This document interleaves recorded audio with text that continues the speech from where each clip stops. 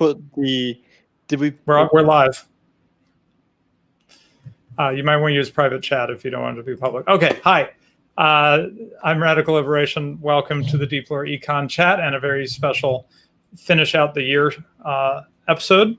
We've been talking about a currency design competition for, I don't know, the second half of the year. And today is the day. The cutoff, the deadline was passed, and we're ready to do the judging. And we've got two people of, I don't know, aesthetic pretensions. Is that the right way to describe you, Ferro and Oliver? Aesthetic pretensions, maybe? Certainly pretentious, for sure. Absolutely. Artistic souls, fellow artistic souls. That's a good way to put it. Yeah, artistic souls. We've got our friends here to help us make the hard judgments. So let's say who we have. Obviously, Mad Mercenary from Australia. Hello. Hi. And we have Semiogogue, also known as Oliver. Hello. Oh, sorry, muting. Yes. Hi. Hi. And I just wanted to mention Oliver's channel, which is, I think, quite adjacent to what we do on this show. And he covers politics and geostrategy. And something that I think stands out is that in his channel, and I'm thinking in particular of I'm sorry, what are they called? The smoke streams? What are they called, Oliver? Chain smoke. Chain smoke, yeah, the chain smoke streams with Tim. There is sometimes, depending on what's going on in the world, there is sometimes rather an international focus, which I think is interesting because we have a lot of people in our circle who are doing a good job of covering, say, the US and the UK, but might not help you so much when it comes to, I don't know, the Silk Road, as we like to talk about in the show, or something like that. So really neat that Oliver and Tim as well cover that on his channel. Just remember, folding money is acceptable on the Semiogogue channel. Folding money. Yes, sir. Thank you very much for the introduction. Happy to be here. And then we also have Ferro joining us. Hi, Ferro. Good evening. And actually, just speaking of international, it is the Anglosphere to be clear, but we actually are covering things pretty well. I'm in the Midwest, and Semiogogue is in something that's not quite the Midwest, I think. So we represent, say, two parts of the massive United States. Ferro is in England. Is that right? Correct. Yes. Yes, and Mad Mercenary is in Australia. And mysteriously is semi from somewhere else as well, or something. I don't know. It's never told me. But anyway, so we do cover the globe a little bit, which made scheduling this interesting. But so I wanted to call that out. Oh, so Ferro, as I've shared, these things are shared in the description of the show, has the Foundations podcast, which does the history of architecture. So that's quite interesting. Go ahead. Yes, it's something a little bit different. It's kind of like a cozy. Every other week stream going through the history of architecture. So again, if you're interested in aesthetics and all things beautiful, please tune in. Yeah. Okay. Well, we're going to have a lot to say about aesthetics as we go, I think. So I have some thoughts, but I'll save them. What else did I want to mention? Oh, so I wanted to show one thing. Our good friend, Academic Agent, has a 25% off sale for all his products, because now he has two. He says all products, but there's just two, I think, because he's added a writing course. But of particular interest, of course, for our show is his course on the Foundations of Economics, which Matt Merck has been working on. How's that going, sir? If I might put you on the spot. I am most of the way through. Unfortunately, due to other studies, I have had to put it on pause for a little bit, but I am intending to go right back at it after I'm done. Yeah, so you're actually over halfway done, is what you're saying. Yeah, I'm over halfway done. So excellent. Nice that's excellent progress. Excellent progress in my view. If I was doing the course, I would be lucky to have done the first part, the first lesson, just because I'm so busy. So I think you're doing great, personally. Anyway, in the show description, you'll see the code, 12 days, but look in the show description and get it spelled just right. And you get 25% off on either of those courses till January 6th. If this show has gotten you interested in economics and you're thinking, I'd like to be able to sort of think like an economist, AA's Academic Agents course is a great way to get started on that. And relatively painless, I gather. It doesn't require, dozens and dozens of hours of commitment, and you learn a lot. So really great opportunity. Well, probably near the end of the show, I'll say more, but just right at the top of the show, wanted to, since it's an end of 2020 show, we actually started, if I remember correctly, Mad Merc, sort of fall, winter of last year. So it's been more than a year that we've been doing the show, I think. Does that sound right? Yeah, that sounds about right. Yeah. But, it's the end of the calendar year, so worth marking things. So I just wanted to express a brief bit of thankfulness. I'll have more to say later. But basically, my dream was, back before I had a boatload of children, canoe load of children? No, more, 2 canoe loads of children, something like that. I was pretty active in the political economy sphere in various ways, particularly involved with the Mises Institute and writing for LouRockwell.com. If you don't know about these things, you should. Mises.org, LouRockwell.com. I didn't write for them, but I've been very sympathetic, shall we say, to what I considered the other main libertarian site, antiwar.com, and considered Justin Raimondo, who passed recently, a friend. And so all of these things were very important to me. And then we just had baby after baby after baby, and I just kind of fell away from it, not because of lack of interest, just lack of time.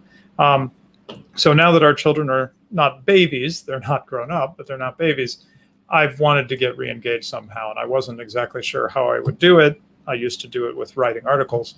But then I got interested through Sargon and Academic Agent and others. I got interested in the political discussion, politosphere or whatever of YouTube, which I thought was pretty neat. It seemed like a lot of people were talking to each other with very different points of view, at least when I was first paying attention. I don't know how much that is true now, but I thought it was pretty cool, and started to get involved through Academic Agent. He started having me on Unpopular Opinions, and I thought, maybe this is a way for me to be re-engaged in this interest of mine. And so doing this show, and with Mad Mercenary partnering with me, it's really been a dream come true for me to get back into the game, shall we say. And what I've found is once my head is in the game, then, I might present a paper at a conference again. I actually was at a conference a year ago with Academic Agent again. So that was great. So just getting around it again, talking about it again, having the deadline of the stream and a topic we're going to talk about, and I need to study up on it. All these things just get me back in it, even though I'm still quite busy. It means that I'm not out of it. I'm in it, even if I'm not as in it as I might like to be, given all my commitments. But anyway, it's been really exciting to do this show. We only do it every other week, just because that's about as much as I can handle for the moment. But it has gotten an audience. And in particular, Mad Merc, I noticed a comment in our Discord. The Discord seems to be growing quite well, I noticed. Like, we're heading towards 500 people in the Discord. I mean, we were happy to get to 500 subscribers earlier in the year, right? This was amazing growth, and we just got to thank all the audience and each other. We put in a lot of work to this show, but we could just be talking into the void here. So thank you, everyone. It's truly you don't know how much it actually means. Yeah, so that's something I meant to shill. That reminds me, which is our Discord. We have a Discord called the Econ Chat Discord. Like I said, there's hundreds of people in it. And there's places to discuss matters of economics, political economy, and just generally a place to go where people are thinking about these things, and you can ask questions and get some good dialogue. So that might be a sort of a New Year's, what do they call it? When you make a vow for the year? I'm not using the right word. Resolution.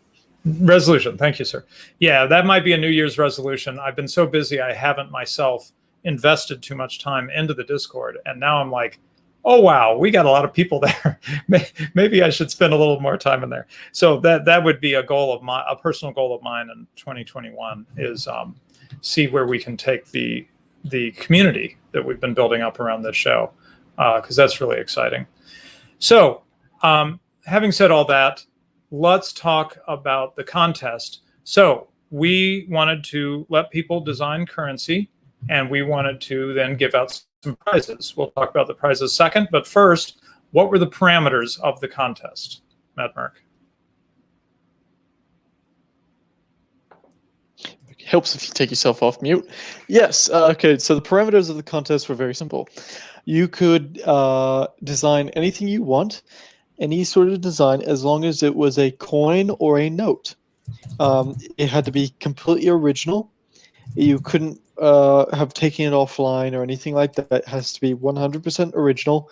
And you could go for any category you want. If you wanted to have a historical note, if you wanted to have a futuristic note, if you wanted to have a pirate coin, as we'll probably get into, you could do that. You could do whatever you want. There were no set guidelines around the design, only that you had to make it a coin or a note. Right. So we actually got a number of submissions. We'll see how it goes to go through them. I mean, I don't know that it's like dozens. I don't know. There's but we wanted to take time and talk about them with our esteemed guest judges. So what are the prizes? Well, we just said there'd be silver, but we hadn't quite known what our budget would be. But through the wonders of the Google YouTube algorithm and generous sponsors, generous supporters through Subscribestar, we actually are in a pretty good position. So we wanted to make this exciting. So we're going to do 3 places, first, second, and third. For first place, you get 3 1-ounce silver coins. Your address, your mailing address would just go to me personally, so you won't be exposing yourself to the world. For the second prize, you'll get 2 1-ounce silver coins, and for the third prize, 1 1-ounce silver coin. So we wanted to, obviously the prizes are sort of part of the theme. We believe in better money than the government inflicts on us, and giving away silver coins is sort of a way to pay tribute to better money of the past and look with hope towards better money of the future of one sort or another, as we've discussed on other shows. May I ask a quick yeah. question? Was Matt Merck laid out essentially what sounds like just a wide open design exercise. So are we to understand that everyone was free to come up with whatever they want? There's no audience that was determined, or it's not for a country, real or imaginary, or there's no other theme. Simply the idea is to come up with some image for a currency. Yep, exactly. So that makes judging interesting, right? Because it's basically going to be pretty subjective. It's like, I like this, right? Right. Or I don't. It sounds like a theme beneath the surface was that our currency could look much better than it does.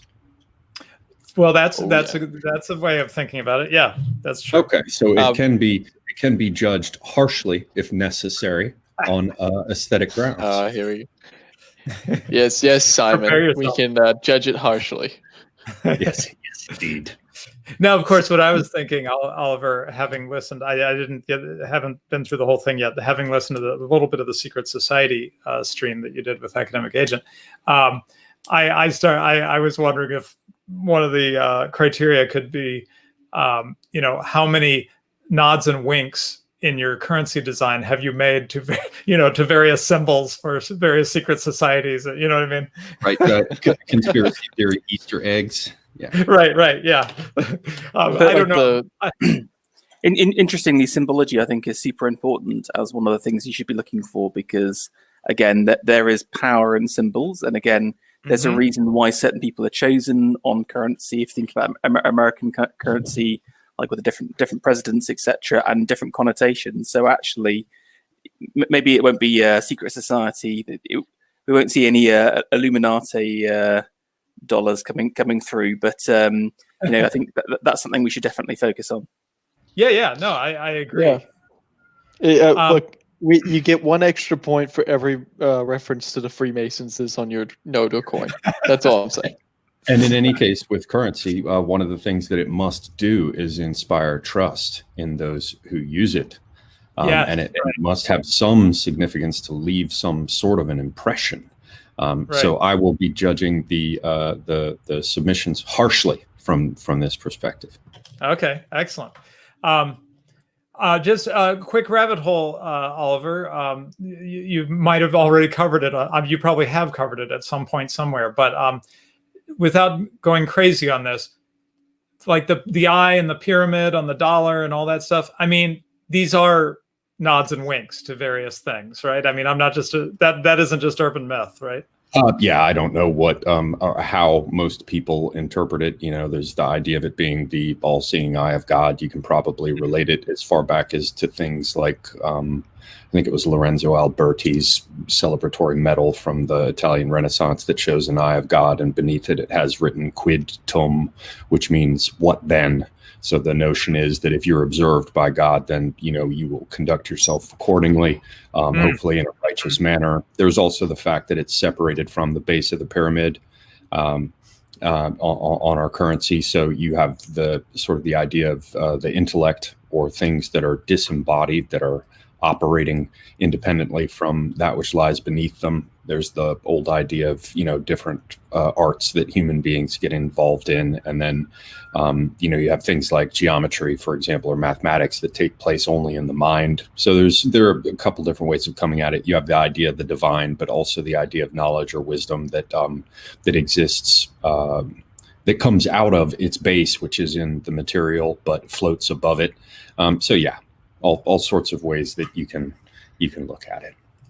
Yeah, sorry, I should have done this before you started talking, but real quick, there's the back of a US dollar. Yeah, and I remember looking at this as a young person being like, an eye floating above it's a part of a pyramid floating above a pyramid? What? Like, it just meant nothing to me. And it seemed vaguely creepy or something, you know, because I just had no context for what in the world this symbol was. What's the Is it meant to be the Eye of Horus? I don't know. Ferro, what were you saying? I just wondered if anyone knew what the Latin translation was. Oh, Novus Ordo Seclorum, you mean? Yeah. That's just the New World Order. New World Order, yeah. New Order of the Ages. New Order of the Ages, yeah. Like that. And I knew it, and I'm not sure the top one. Yeah, the one on the right, I'm pretty sure. It seemed very familiar. You know, the eagle symbology and what it's grasping and all that. Like, I remember fairly early, I was like, oh yeah, that's America stuff, you know. But the pyramid, I was always like, well, why is that? Why'd they put that there? Go ahead, Medmer. I was just about to say, I'm pretty sure the New World Order is not referring to you know, what we're talking about today, in the sense of the New World Order, global governments, and all that sort of stuff. I'm pretty sure it's actually referring to the New World, as in the Americas, and the order that the United States has actually brought to the New World. So yeah, it's not just so people are not confused and think that there's a you know, some sort of huge underlying conspiracy dating back to, you know, the founding of the United States. The New World refers to the Americas, not you know, what we're doing today. And I looked at I just typed in the annuit coeptes or whatever, and that apparently means he has approved our undertakings, meaning God has approved our undertakings. Okay, and here's, let's see, Charles Thompson, Latin expert involved in the design of the Great Seal. He said that Novus Ordo Seclorum would mean a new order of the ages. He said it was to signify the beginning of the new American era as of the date of the Declaration of Independence. Now that creeps me out slightly because of the, you know, year zero and the French Revolution, but I don't think they meant it quite. They're just saying this is the beginning of our new country, right? Yeah. They don't mean like history starting now, right? The central phrase there, "In God We Trust," was actually added during the Eisenhower administration, if I'm remembering it correctly. That's not original. Right. Yeah. The "In God We Trust" was used as a Cold War,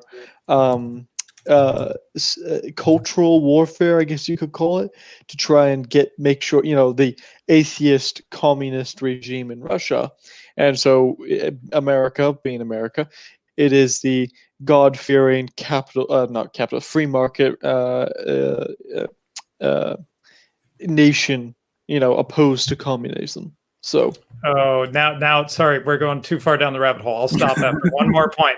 E pluribus unum was supplanted in 1956. You're correct, Medmer. 1956, that would be Eisenhower, I think, was supplanted by "In God We Trust."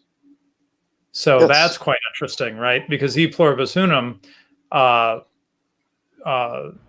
you could say that it's sort of Lincolnian, right? But it really emphasized that there were these separate states that were, acting together as the United States.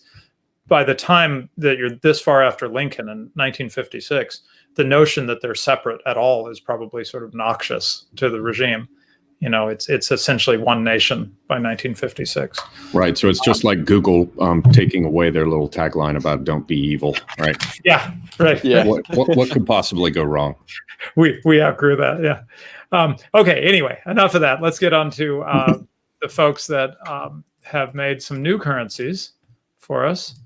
And I'm going to share my Discord screen and pop one up. Okay, here we go. So 10 rad bucks and a diagram of me. Okay, well, before now, how does this usually, I don't know these shows like where Simon goes after things. Do the other judges say like nice things and then Simon comes in and brings the hammer on last? I don't know. But anyway, I'm going to say something nice, which is this is reminding me of some game, like Monopoly Money or something like that, where there'll be the simpler design for the game money. So for me, I look at this and I mean, it's a reference to me, right? But ignoring that for a moment, just the design of it has a sort of a pleasing emotional association because it makes me think of fun times playing board games, Anyway, so that's my reaction. Other reactions? Just from my perspective, I think obviously it's quite a simple design. The amount is obviously clearly displayed, although I feel like having the currency name displayed vertically may make it a little bit difficult to read. You've obviously got the kind of central figure is yourself. However, you're kind of looking off to the left, and I wonder if that's going to draw people's eyes away from the currency itself. People often follow the eye lines of where people are looking. So again, maybe you could have done something a little bit better in that regard. But I think the actual drawing of yourself is fairly decent. But I think they need to have a little bit more oomph to the design from my side. Yeah, I had not thought about it, but I'm looking at the U.S. currency, and they're often looking more or less towards you. I see on the $10 bill someone whose name I should know. Sorry, I'm blanking. He's looking off a bit, but on a lot of the others, they're basically looking towards you. Although to be fair, on many, for example, on the pound sterling and on notes here in the Commonwealth, the Queen is often looking off to the. I believe it's the. Is it the right or the left? Oh, I'm gonna have to get out a coin. Give me a sec. Is it the right or the left? Now I'm seeing notes where she's pretty much looking at you, like a 10-pound note, a 5-pound note. Coins are different, and I think you need to differentiate the two. Coins are always in full profile in light relief, while again, like from what I've seen with the notes, maybe the head's tilted one way, but again, you got to look at the eyes as well. It's the head direction and the eyes. I know it's a small thing, but I think it does make a difference. I would say your initial assessment, Redlib, is that it is very plain. It is like it belongs in a board game, but I don't actually. How do I put this? I don't denigrate it for that. I almost think that it's a child's view of money, and there's something endearing about that. You know what I mean? It's there's something. There's innocence to it. You call it naivety, naive art. Yes. right? Which is more authentic, right, Ferro? Little joke. Okay, any comments, Oliver, on this one? I don't know why these sort of things Go on, get Simon. put. I don't understand why people put this sort of thing in front of someone like myself, obviously possessed of taste. First off, by using upper and lowercase letters in the rad bucks, they've killed the clean lines. If they had gone all caps, then on either side they would have formed nice smooth lines. But because you've got the X height versus the ascenders, it just sort of breaks it all up. As has already been observed, the business of having it run vertically makes it difficult to read. Rad bucks, I mean BUX. That's the sort of vulgarity in the coining of terms that not even time can erase. The little black circles piled up on either side look like an emaciated Michelin man. The thing has no background of any kind. Happily, you can say that the central figure of Radlib is a fair likeness. And they actually did a good job there in terms of creating an image that's easy to reproduce. You can do it at a variety of sizes. The imagery comes through clear. I don't know if their way of showing your 5 o'clock shadow by having or your George Michael beard by having a sort of line just go across the middle of the face quite works. But that's the least offensive part is the portrait in the center. The other thing that I really object to is the kerning. Just makes me want to stick white hot knitting needles in my eyes. Okay, you're going to have to remind me. Kerning is the space between the letters? Between the letters themselves. You see how the number 1 seems orphaned from the 0. They're so far apart that it's almost and the U and the X are quite close. Right?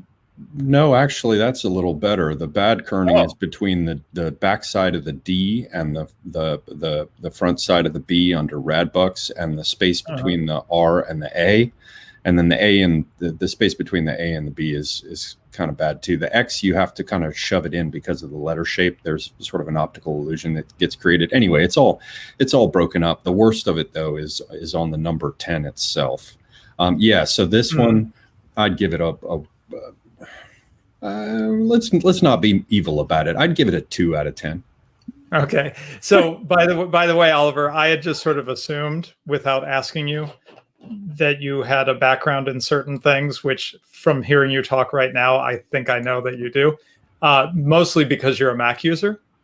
I worked in graphic design for quite some time. That's what I crowdsourced to Romania, at which point I started working in branding. But I've also looked quite a bit at currency from the history of marks and marking. Fiat currency, essentially, the little slip of paper has no value in it of itself of any kind. So the sole value it derives is from how it is marked, which is why the bar is so high to have the currency be remarkable in some way. The other thing is that there has to be stuff built in so that it's more difficult for other people to reproduce, so it can't be counterfeited. So this design just sort of stumbles face first into the curb, teeth first.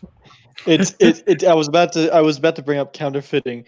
This design is so simplistic that it's easily counterfeited, which is obviously a bad thing. So we might have to knock some points down for that. So what I was going to say, Oliver, is that I was just sort of assuming you had a background in graphic design because of being a Mac user. It reminded me of that old phrase, "friend of Dorothy." Like it's a sort of a code. Oh well, he's a Mac user. Oh well, yeah. That means he's going to start talking about kerning any moment now. Back when Macs were cool. Yeah. Okay, well, let's move on to the next one. I am going to, inspired by Oliver's foray there, I'm just going to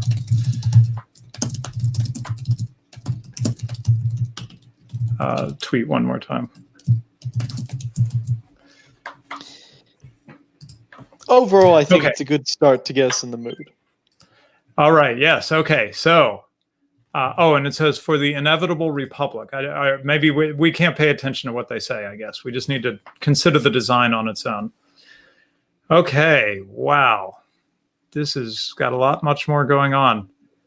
Ferro, Very can you guide us a traditional. little? Yeah, Can you guide us a little, Ferro? Because Yeah. I'm like, whoa, I'm at sea. Yeah. This is complicated to me. Yeah, of course. I feel this is a rather nostalgic style note. They're obviously harking back to maybe 1920s when you have. If you see the original banknotes, they're actually huge. I don't know if you've ever looked at the first English banknote, and they were so large you had to fold them up in your pocket. And then they shrunk down to still quite a large format size. And notice the ratios. That's one thing to mention as well. The height versus width. It's quite a fat note. But the problem is, even though that you've got all this kind of like tradition and the worshipful company of the Bank of Britannia, it's quite quaint. It's very nostalgic, but it's really hard to understand what it is instantly. So again, if you just try and zoom out a second, look backwards, squint your eyes, you can see like the 50. But even then, you've got £50 above it in text. So again, normally today you would have like the actual pound sign or the dollar sign. Also, there's a gigantic British flag in the background, which makes it rather obvious. But so I like the ornament and the intricacy of it. But I think it's a very fussy design, and also I feel like the picture of Nigel isn't as strong as it could be. We've got him again, like I said, looking. I guess that at least he's looking towards the text, so it's drawing your eye towards the text. But I feel like he's a little bit short. I can't tell if it's the placement within the actual note itself, but I think his eye line is in the center, and I think typically you want to place the person above the eye line. I don't know if anyone else is feeling that. He feels a little bit squat in the note. Very, very much so. He feels like he needs to be bumped up to where that curve of the light, what would be created by a hair light in a film shoot. You see the sort of highlight across the top of his hair there. That should have been snugged up closer into it. It looks like, he's sinking in his chair and falling out of the picture frame. Can I just say that apparently this note is before the Act of Union with Ireland, because I believe it's the Irish cross is not actually in the Union Jack. If you have a look at there's meant to be red within the white going diagonally. It's not there. So apparently this flag is from the early or late 1700s.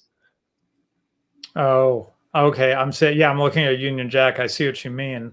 You've got the red with white around it on the what do you call it? The horizontal and vertical, but the diagonal has no red in it. And that's actually where Ireland comes into it, right? North Ireland. Yes. Ireland. Yeah. Okay. So apparently Northern Ireland or Ireland does not exist in this banknotes representation, which is a bit disconcerting because I understand that the Northern Irish are very much pro staying in the UK. I mean, they did have somewhat of a troubled history around that issue. So, right. So I just want to say I don't have the aesthetic eye that Ferro and Semiogogue are bringing, but I think when I turned to you, Ferro, to walk us through this, it's because I felt just a little overwhelmed, and you were able to explain why, I think, in more detail. But there's complexity here, which it didn't. There's things I like about the complexity, right? The little the frame around Nigel is kind of fun to me, I guess. Those patterns or curlies or whatever those things are, it appeals to me when I just look at it. But just the initial, look at it, an initial overall effect, I was just like, I felt like overwhelmed visually. Does that make sense? No, 100%. And again, I think there's an interesting point here about utility versus beauty. And again, we've gone from a totally utilitarian, super stripped back modernist piece of currency to the other end of the spectrum, total ornamentation at the expense of utility. One thing I would say is that I think we need to give the designer a few extra marks. I don't know if you can see around Nigel's head, they've added in some of those kind of like tricky marks. I don't know what the official terminology is to make it harder to reproduce, and I think that was something that Semiogogue pointed out at the start as well. So a little bonus point for that at least. Yeah, very nice effect. Now, I'd like to have Semiogogue and Ferro's opinion on this. What do you think about the design of the Union Jack? The kind of cobblestone design overlaid the Union Jack here. It's not. It's not Mosaic. very. It's a mosaic. Yeah. It's got a mosaic look. Mosaic. Is that right? Yeah, like sorry to jump in again, but from my perspective, it's kind of redundant. If you've got a banknote in pounds, you know you're in Britain. So why do you need a flag to kind of remind yourself of that? Again, like you occasionally see, like what I think would be better is some symbology. So, for example, we saw in the American currency, there's the bald eagle. You know, that's immediately said you think bald eagle, I think America. So how can we tell someone where we are through a picture as opposed to just an obvious flag? Okay, final comments on this one, Oliver, before we move on. For my part, I would say somebody at least tried here, which is good. I'm not a fan of whatever Photoshop filter or whatever image processing filter they ran over the image of the flag to create that cell stuff. I could go either way, but I'd like it to be more regular. It's just it's busy. It's like having a pattern on top of a pattern. That said, somebody at least did try.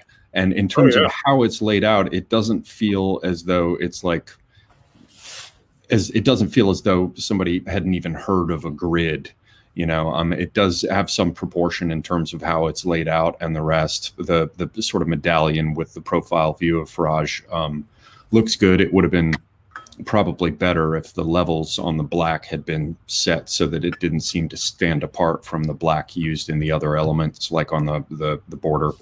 But generally, it could have been the layout of the elements and the space as they are is actually all right. The biggest problem with this, not to, you know, just to be totally evil, but the biggest problem with this is the typography, which is just horrific. I want to like the typography because they went with something that's essentially like a fractal or a black letter, which I just want to like. But you'll notice that there are several different types of sort of hand thrown in there, and then the issue number and the rest is just a modern typeface that you'd see like on. I did notice numbers. So just sorry to just slow down a little bit. The Bank of Britannia at the top is one font, I guess. The 50 pounds seems to be a different one. Then Worshipful Company, is that the same as the second Bank of Britannia? I can't quite tell. Yeah, I'm not quite sure. You know, anyway, it looks like the Worshipful Company and Bank of Britannia are both the same. Right, the middle one, but then you get Word Protector. But Nigel Farage is different. Exactly, Nigel Farage is yet another one. Now, that is a trick we do, right? Is that you have sort of like the main font, and then you want to have like a signature look for like someone signed their name, right? So if like everything else was consistent, and then Nigel Farage was in something that looked like a script, right? That would make more sense, right?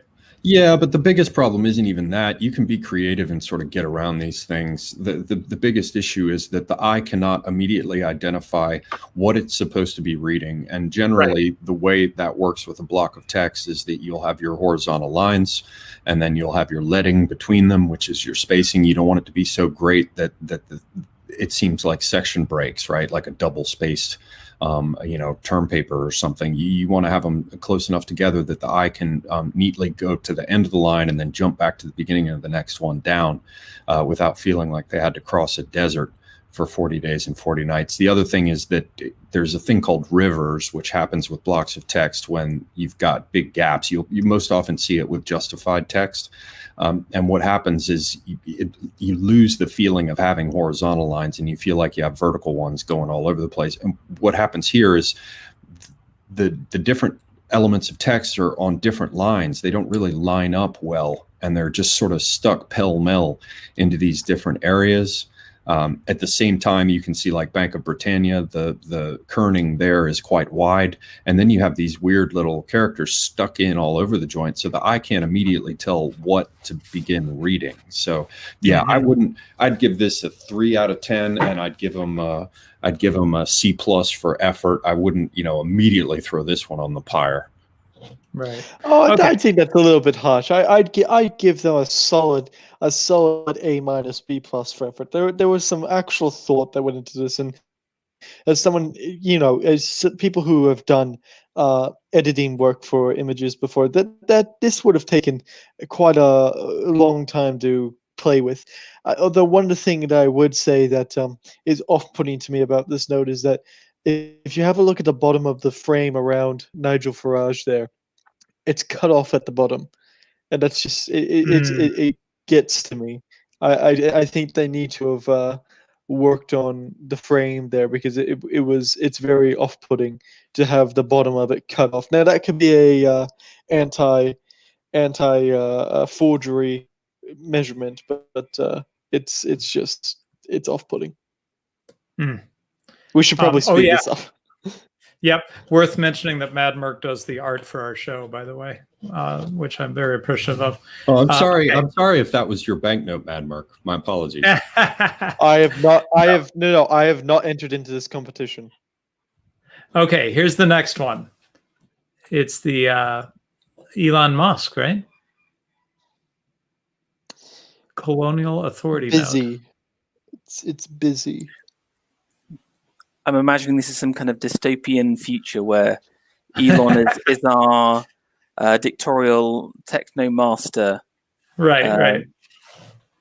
It's obviously like American in feel. Again, I feel like Elon's sort of sunk down. He's a tiny little man in the center of all of this space.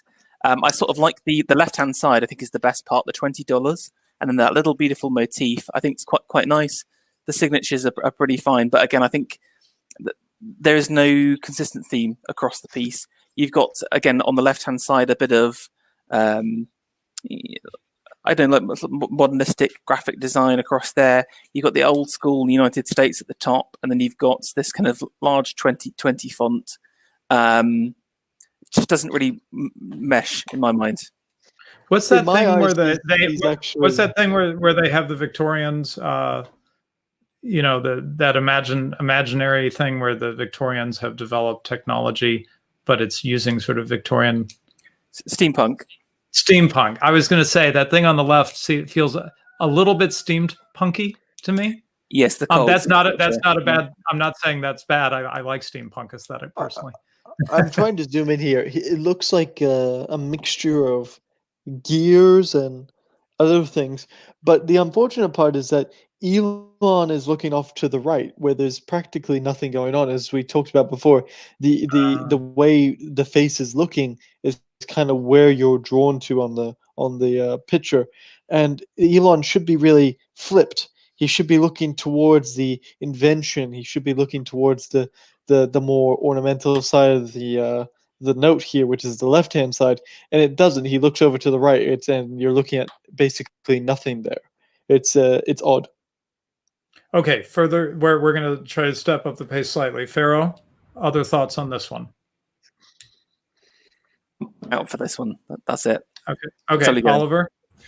Just quickly, I would say this one at least feels like a whole, because there's nothing that blocks off any section from another section. It's neatly framed. The color comes across as like a solid block that's uniform, the colors, in the sense that you can sort of look at it as a whole. There are typographic issues, lots of them. I won't go into all of them. The primary one to carp about is that you can't really see the 20, and the first thing you want to determine with any currency is the denomination. So I'd give this another 3 out of 10. Yeah, I was. This is nitpicky, but I was slightly bothered that the 20, which Ferro pointed out he likes, has $20 spelled out underneath it in the upper left, but doesn't in the bottom right. And for some reason, it always seemed like you would just be symmetrical if you were going to do something like that. Like the $20 would maybe be on top of the 20 in the bottom right. Anyway, I don't know. you guys are the designer guys. I think one thing to keep in mind here is that I believe under the word 20 on the right hand side there is a signature. I think that's actually something that the previous note needed was a signature, probably Nigel Farage's signature where his name was. I think it would have added something. So I'll give the this note props for that. A few extra points. Okay, well, let's keep going. Oh wow. Okay. Let's see. Mad Merc, you go. Mad Merc, you go first. The yellow and the blue do not match the flag on the right-hand side. The flag is obviously the flag of Keck. Right. The color of the words is hard to read. There's just a 5 in the corner. It's horrible. I don't know what the center means. That's just awful. What does the pillar mean? Why is there a pillar there? It doesn't match with anything. There's no meaning behind it. 0. Ferro, thoughts? Look, I think it's a real mishmash in many ways. Yeah. I'm trying to be positive here. I'm the nice guy, you know. Semiogogue's going to be the bad cop tonight. But I like how in the center of the flag, again, they tried to do something a little bit interesting with it. But it's almost like there's almost like two different spaces which are totally different, which have been added together. You know, in my view, it fails on many different fronts. But wait, two spaces. Are you referring to the center? As one space, and then the whole rest of it is sort of a different. Well, you've got the Corinthian column on the left with the kind of the amount, and then a little tagline underneath in Latin. Right. But it's almost kind of like that's separate to the flag on the right hand side. They need to be either kind of fully demarked with like a border, or somehow brought together. But right now it feels like they're just two images placed on top of each other. But you know, like. I like the central parts and trying to merge something and do something with that. So I like the sentiments, but the execution needs some work. Right. Okay, Oliver? Hopelessly disjointed and inept. 1 out of 10. Okay, let's keep going. All right. Wow, that's more generous than me, though. This is a series of notes in this case. Now, we're not really getting into it, but obviously a lot of people are playing with, what shall we say, memes in our sphere, right? This one in particular is going heavy on that, referencing things that this audience might be familiar with. But we're not. Well, we haven't talked that much about the symbolism. We were going to talk more about the symbolism. Anyway, oh my goodness! I just realized what the 20. It's because there hasn't been any symbolism so far. Okay, I talked to the creators, and there are 2 of them. I talked to the creators of this, and they said it's not meant to represent what people are thinking in their heads right now. I can't the 20 note. Yeah. It's not meant to represent that. It's meant to represent that that no one is equal. And that individuals have their own. It's inequality. It's not meant to represent the other thing. Yes, it's inequality. It's not. It's not the other thing. I think for me, what I like is again they've tried to have like a theme for the different currency levels, which again is a really good idea. Again, if you look in British currency, we've got different colours representing different note amounts. So again, if you're far away, you can instantly recognize and say, hey, that's a £50 note, etc. You know, one thing I would say is that the format's a little bit strange. You know, it's I guess we're kind of reading it from the side. It's kind of been turned around, but I think that could be a little bit awkward if you're kind of passing your 10 hopper note across. In this alignment, it could be a bit awkward. So you're just talking about the fact that it's in a portrait layout rather than a landscape, right? Yeah, I assume that he's just done it in portraits so they can fit the icons in and stuff. But I think the problem is most people will use it in a landscape variation. They'll use the currency in that way. So everything will always be turned to the side. We've also not got again like a pound or a dollar or whatever the actual currency amount is on the top. And you know, one small criticism is, you know, obviously this guy's used icons rather than creating anything original or merging something together, which again some of the earlier guys had tried to do, which is a slight down vote in my opinion. But I like the he's coming up with an entire range of currency, and the memes are entertaining. I like it's Hopper in the top right, isn't it? Just kind of faded. Yeah, yes, that's right. I mean, again, maybe a better picture, but at least he's really looking at you. And again, I think that's important for a currency note. Just a quick comment. Go ahead. Quick comment as an American, Ferro. I don't know if I've ever been able to say this publicly, but I first traveled to Europe in 1987, and I saw the colorful money, and I have never been able to take it seriously. It's just complete American currency bias. But all the colorful money, it just seems like play money to me. And I've heard other Americans say that as well. It really bothers us for some reason. So just I thought you might be entertained to know that this is how Americans react to your money. I can see how you get to that position if you play a lot of Monopoly. So right, maybe that's part of it. Yeah. Mad Merc, you were going to say? I was about to say, having the currency in a portrait design is not as unique as people would think. Many of I believe Norwegian krona has it in a portrait design. They released a new currency recently that has it in a portrait design, very different, but it's not as how can I put it? Special, I guess. We usually like to see things in the horizontal sort of other way around, but landscape. But portrait has been done before. Okay, Oliver, comment. I think Ferro's observations were excellent and on point. I would say that what I like about this is the fact that they made some effort to show how it would work as a set, and to show that the system would work like this, for example. And they've got the idea of very quickly being able to identify which particular denomination you're dealing with through the color that's chosen.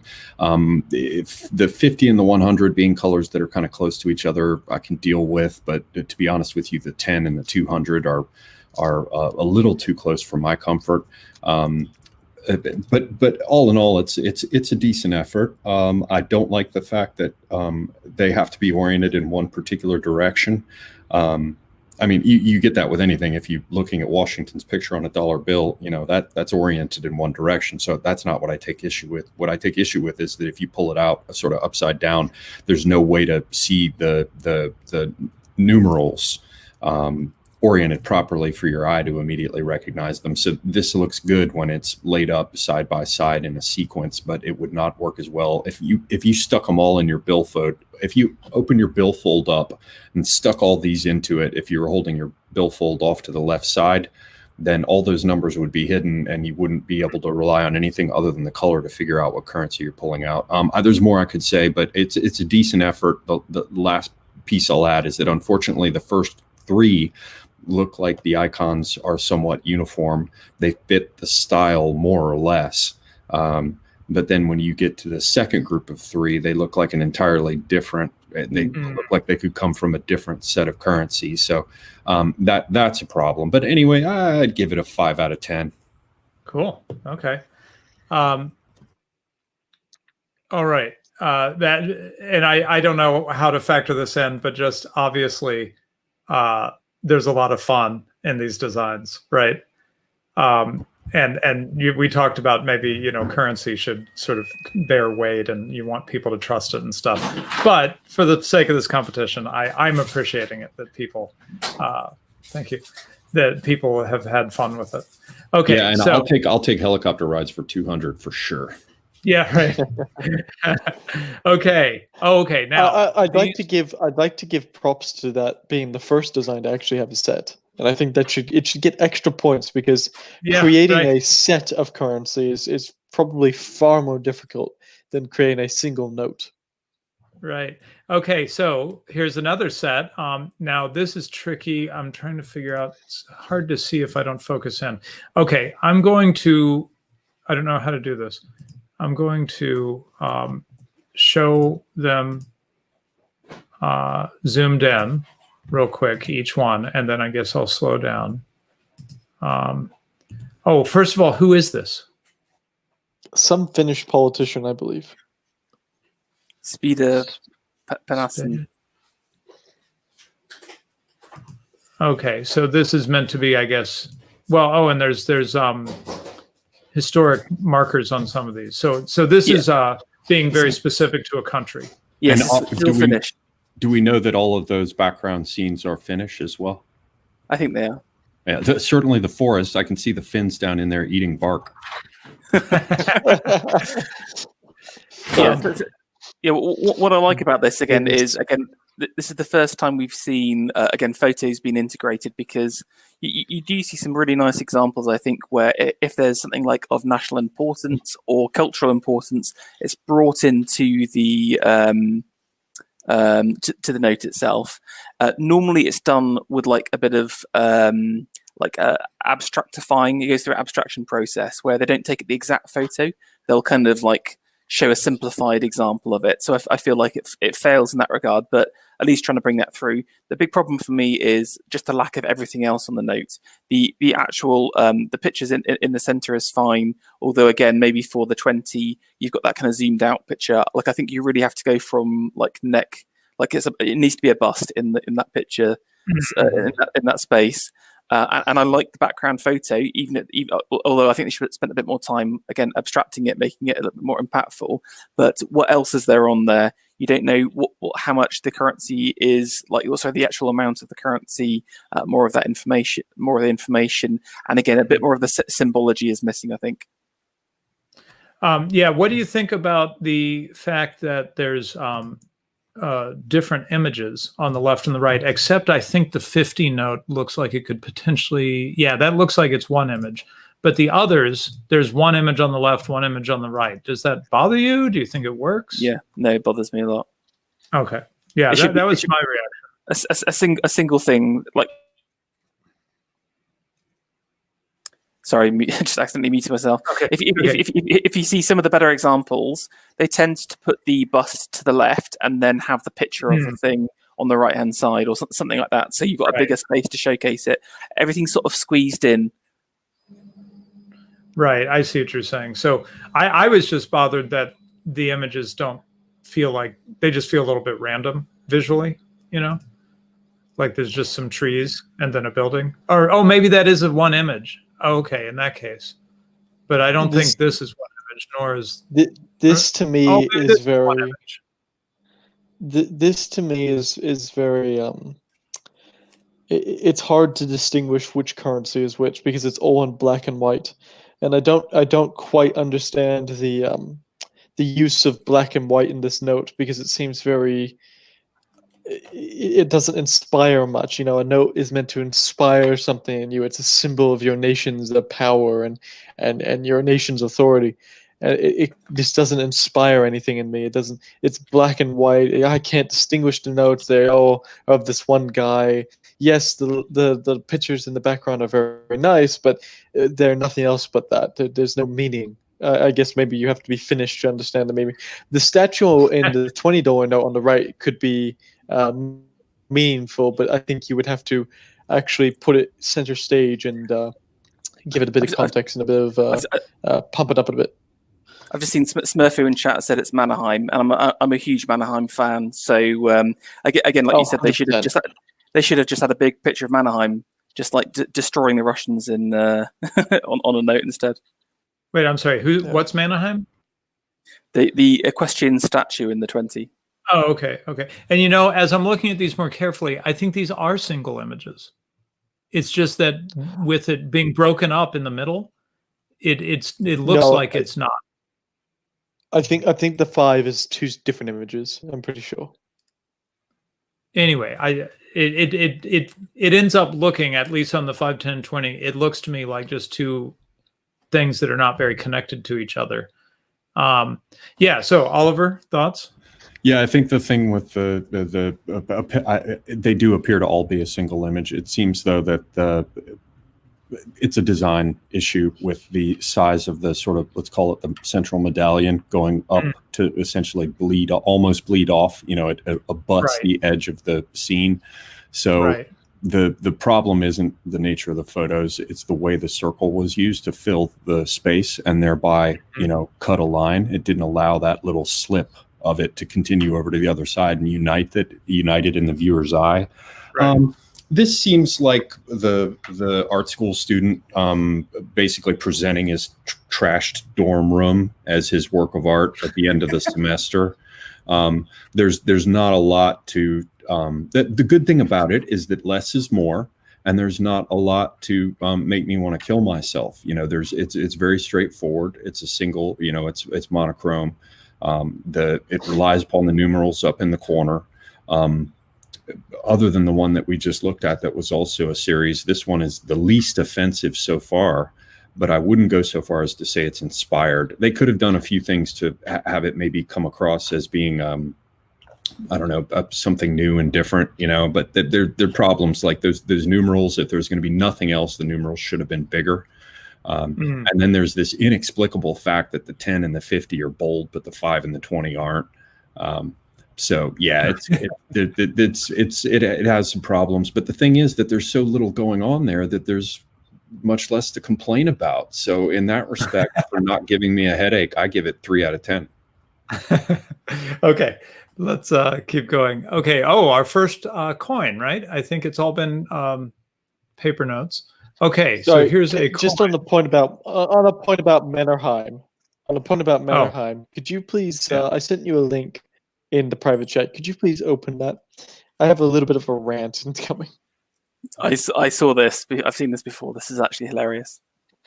What is this? Okay, give me a sec. Center tab.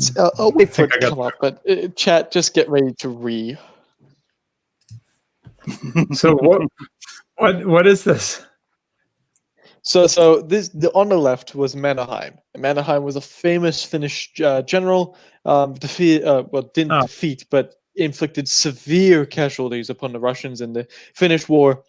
Led the Finns in the continuation war. Is a national hero of Finland. Very, very well respected man. You can't say enough good things about him. And on the right is how he's going to be portrayed in a film. Oh, okay, right. So it's make that of that again. what you will. Bloody Hollywood. Okay, so let's do. Sorry, back to where I was. Discord. Where is it? Oh, there we go. Okay. While you're doing that, I finally figured out Mad Merc's accent. It's German. It took me forever. I was like, "What is that background?" Yeah, now I got it. Okay, so now you're more right than you actually know, Semiogogue, which is interesting. Well, I had to wait for I had to wait for the little particular tone to come through, and it just did once. Okay, now it's tricky with coins because with coins we don't have color, right? So I find this text a bit hard to read, but I think. Well, and there is something to say about that. But first thing to say is that when you're doing a coin, you can't distinguish by color, really. It's just whether it's raised or not, right? Having said that, the letters are quite small. Yeah. In my mind, for coins, it's all about easy reading. If you're gonna have a message in there, it has to be super simple. Like if you just if people just Google like a Roman solidus, for example, which was again the classic Roman currency. They do use text in it, but it's very large format, and it typically just says who's the guy who's on the coin, just to kind of reinforce that point home. And again, I think there's like too much text. It's too small. And again, I really think that for a coin, it has to be looking away from the person. I really hate coins that look at you or in 3/4 view. In my mind, I think it's just so much more beautiful in full kind of like profile relief. Do you find it unsettling, like when you wake up at night and your clown toy is looking at you? Exactly. Apart from it's my Okay, but why do chain. you want the guy on the note to look at you, and you want the guy on the coin? Is this just tradition, or is there something more to it? I think it's to do with the actual process of creating the coins, because you're literally sculpting out, or again, I don't know if you know the process of coin making, but the guy will do an original sculpture, and what they do is they create it in a much larger size, and then basically kind of shrink the design down using this kind of like it's like a mechanical device where your movement gets reduced by like 10 or 100 times or whatever. Yeah.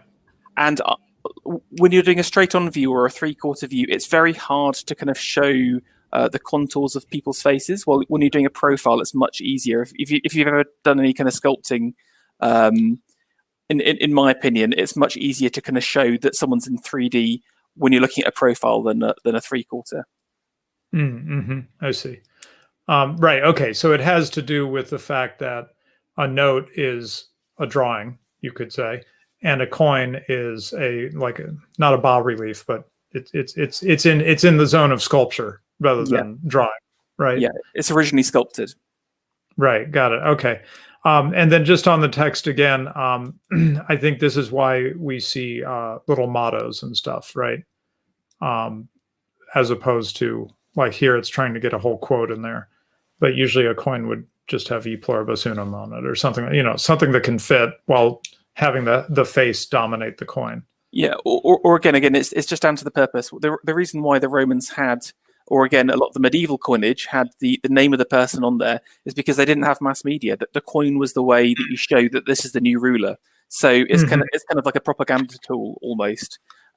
So again, that's kind of changed nowadays. Well, in fact, I'd say that the coin still is a propaganda tool. I don't know if anyone saw the new British 50p. It was like we are diversity. I can't remember the exact slogan, but again, it's become a way of propagandizing once again. Right. Was that the coin that didn't have the English comma on it, or the Oxford comma? And there was a big hubbub about how it's spelt incorrectly or the incorrect grammar. I can't remember. All I remember was this kind of diversity slogan. That's what stayed with me. I just want to mention a historical note from the United States is that way before our current obsession with representation, the United States minted a Sacagawea dollar in 2000. Okay. It was not minted, though, this is interesting, for general circulation between 2002 to 2008, due to its general unpopularity with the public and low business demand for the coin. So that was an early foray, I think, into the kind of thing that you're now getting another round of in the UK, right? And it did not fly very well. Okay, Oliver, comments? I would just quickly say this one, the person who did this has the best eye for spatial distribution so far. It's actually, there are a couple things in it that were really nicely done. I'll leave aside the business of the cheesy emboss filter because they were just trying to create that effect, and it worked okay. Before I say the good things, I'll say the bad things. As Ferro said, the text is a problem. There's way too much of it. It's very difficult to read. And as Ferro pointed out, there's no damn denomination on it to figure out, what the coin, what value it has. Can you make change from it? Is it a token for the subway? What does it buy? The other problem is the same as we've seen elsewhere, where they're using upper and lower case. And there's a reason why, monumental Roman inscriptions are all in caps, because it's regular. It distributes itself within the path of the text neatly, right? It doesn't have these differences with excites and ascenders. But now for the good part is, as I said, this person actually has an eye for space. You can see that the head is made as large as possible without just being a free floating head. You still got a little bit of neck and collar. Right. So you don't have the top of the head hitting the top of the coin. There's enough space there to let it. Just barely enough. I mean, I would have given it one hairline more space, but it's still that's a matter of taste. But what's nice about the spacing is that you can see on the left and on the right, the empty space around the head is roughly the same, even though the head is not a centered view. And they found the center line, which is actually the right nostril up to the inside of the right eye. That's the actual center of the division. Anyway, it was very nicely and neatly positioned in the center, even though the face is not symmetrically presented, which was nicely done. And what I like best of all is you can see the line of the bottom of the right collar is exactly the same line that they left at an angle between the beginning of the text and the end of it. If you were to draw a line from beginning to end, it parallels the line of the collar. So there are a number of things there that like draw it all together, but it doesn't have a damn denomination. So I give it a 4 out of 10. Yeah, I would say if you just look at the face and ignore the other points you made, just the placing of the face and everything, it has some of that gravitas we were talking about that we want to have, right? So if you kind of fix the text, get the denomination on there and all that, and pretty much keep that head like it is, it would start feeling like, hey, this is serious money, you know? Who is this guy? Who is this serious looking guy, you know? Right. Tell me more. Tell me more, yeah. Okay, moving on. Let's see. Oh, okay, so how do we do this? Well, I say we security measures and without. I think for this one, we look at both really quickly, and then just among ourselves, we decide which one we want to look at, which one we think we want to give it the best chance possible, right? Because obviously, from looking at it, this one, the people have actually put a lot of effort into this one. So let's just have a look at both of them quickly and decide which one we want to examine. Okay, so this is without security measures. Take a quick glance. Okay, and here's with security measures. Okay, so Ferro, which one ought to be is the best shot here?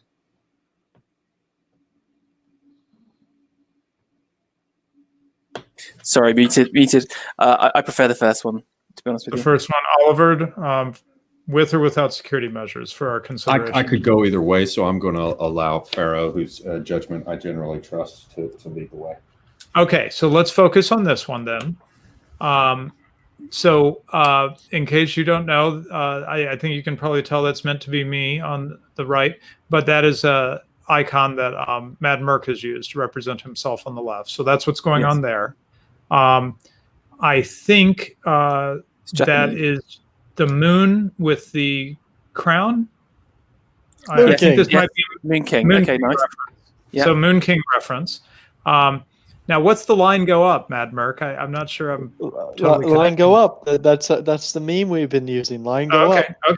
Okay. They just threw that in, and then the Japanese, because this is a Japanese, right? Or Japanese? Japanese. I'd like to point out one thing. Those in the background there, you can kind of see it's a bit the blue and the white in the background. Where I zoomed in on this, I actually had a very detailed look at this image when it first came out. Those are that's actually the word inflation in very, very micro writing on an angle. Wait, I'm sorry. Where is this? In the background. Behind Mad Merc in blue. The word inflate. It doesn't look like it. It says goop line. Yeah, it's micro type, like you would see on a regular note for anti-fraud measure. Oh, it's microtype the word inflation. Just coming in with my view, I really like the left-hand side. I like the kind of 2 bars at the top, the 10, and then I presume after that is the amount of the currency or whatever. Then I like the. Can you see how the microtype changes color from blue to red? That kind of draws your eyes in to that central point. And Merc at the center of that, line goes up. That's the most important thing. And then, it'd be interesting to know what the message was at the bottom. For me, what doesn't work is, again, the picture of yourself and the gigantic Moon King. I do appreciate the symbology of the Moon King, but I think, graphically, it feels very different to the left-hand side. If you just kind of put your hand in front of the right-hand side, and then on the oh, sorry, not hearing you. Is that me? So he disappeared on me too. He just Ferro, we're not hearing you. Yeah, he's not talking. Okay. we'll wait for him to sort that out. But yeah, I think he was saying cover up the right-hand side, and maybe you have a pretty promising, left half there. No, I Right. think what he was saying is that if you cover up the left-hand side and then the right-hand side, they're almost two different notes in the style. So that Oh, they're I see. both good. It's just that they don't work together. Right. While we're waiting, Semiogogue, what do you think? Unless Ferro, you're back up. I'm back, but that's all I had to say. Like I feel like I really like the left, don't like the right. Yeah. I kind of agree with that. Oliver? This obviously the best so far, and it's competent, and I think that there's more in common between the left and the right than people would immediately get. In the sense that the illustrations are created in a similar way. Like if you look at trousers on the legs, and then you look at the different sort of colors in your face, they did it more or less the same way. And it's a clean design. I think a lot could be addressed that Ferro has reacted to by having chosen the colors better. The colors within the moon, and maybe it's how it comes across on my monitor or something, but I don't think so. It's the color of your skin is almost ranging into purple, and it doesn't quite knit together with the oranges and with the color that is otherwise kind of harmonious, right? And I have to look at it longer to figure out what it is I don't like about the color, but I think it's the cyan and magenta, or the cool colors of your face on the right, Radlib, and then the warm. And you would think that the blue letters behind it would knit it all together, and yet somehow it doesn't, because the moon is that sort of strange. You've got warmth in the brown trousers, but it's more blue. Anyway, I'm getting too damn autistic about it. It has that divided aspect, but otherwise it's the best one so far. It presents as a coherent whole. I tend to think that if the colors were done differently on the Moon King, then it would knit together better. But I also can see Ferro's point, which is that you could have done something if you pulled the Moon King part off. It feels like it wants to go in that direction with a clean horizontal line, of that central element. Anyway, somebody actually tried, and they have an eye for design, and it's not horribly cramped. But it does feel like it sort of has a little bit of schizophrenia in terms of the Radlib figure and then the Mad Merc figure. So I say a little better than 5 out of 10, maybe. Maybe a 6. I want to be bitchy about giving away such an award as getting past 5. But there it is. Okay, cool.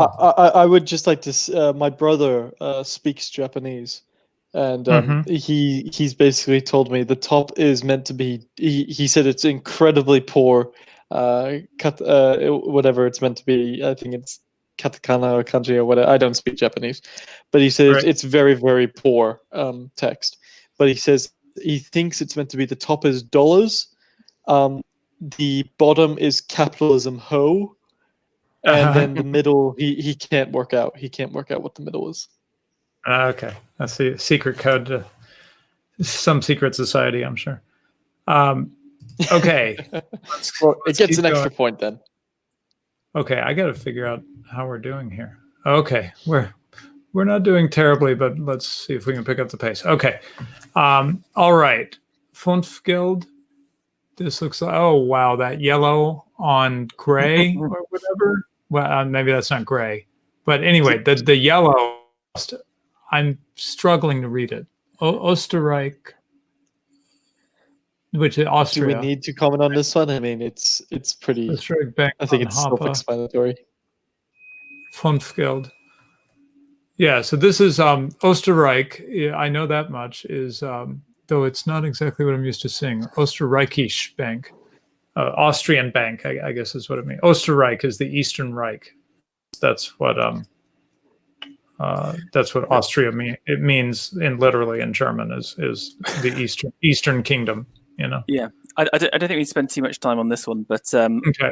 what really bugs me is that the hopper on the left compared to the hopper on the right, they're both Oh, no.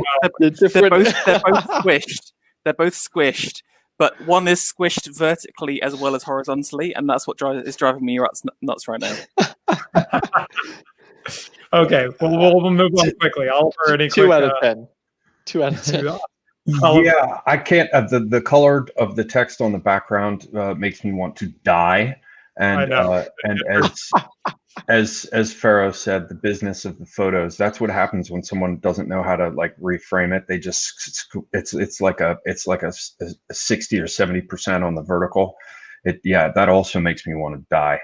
So yeah, I'd give it two out of 10. Okay, that sounds generous. But anyway, okay.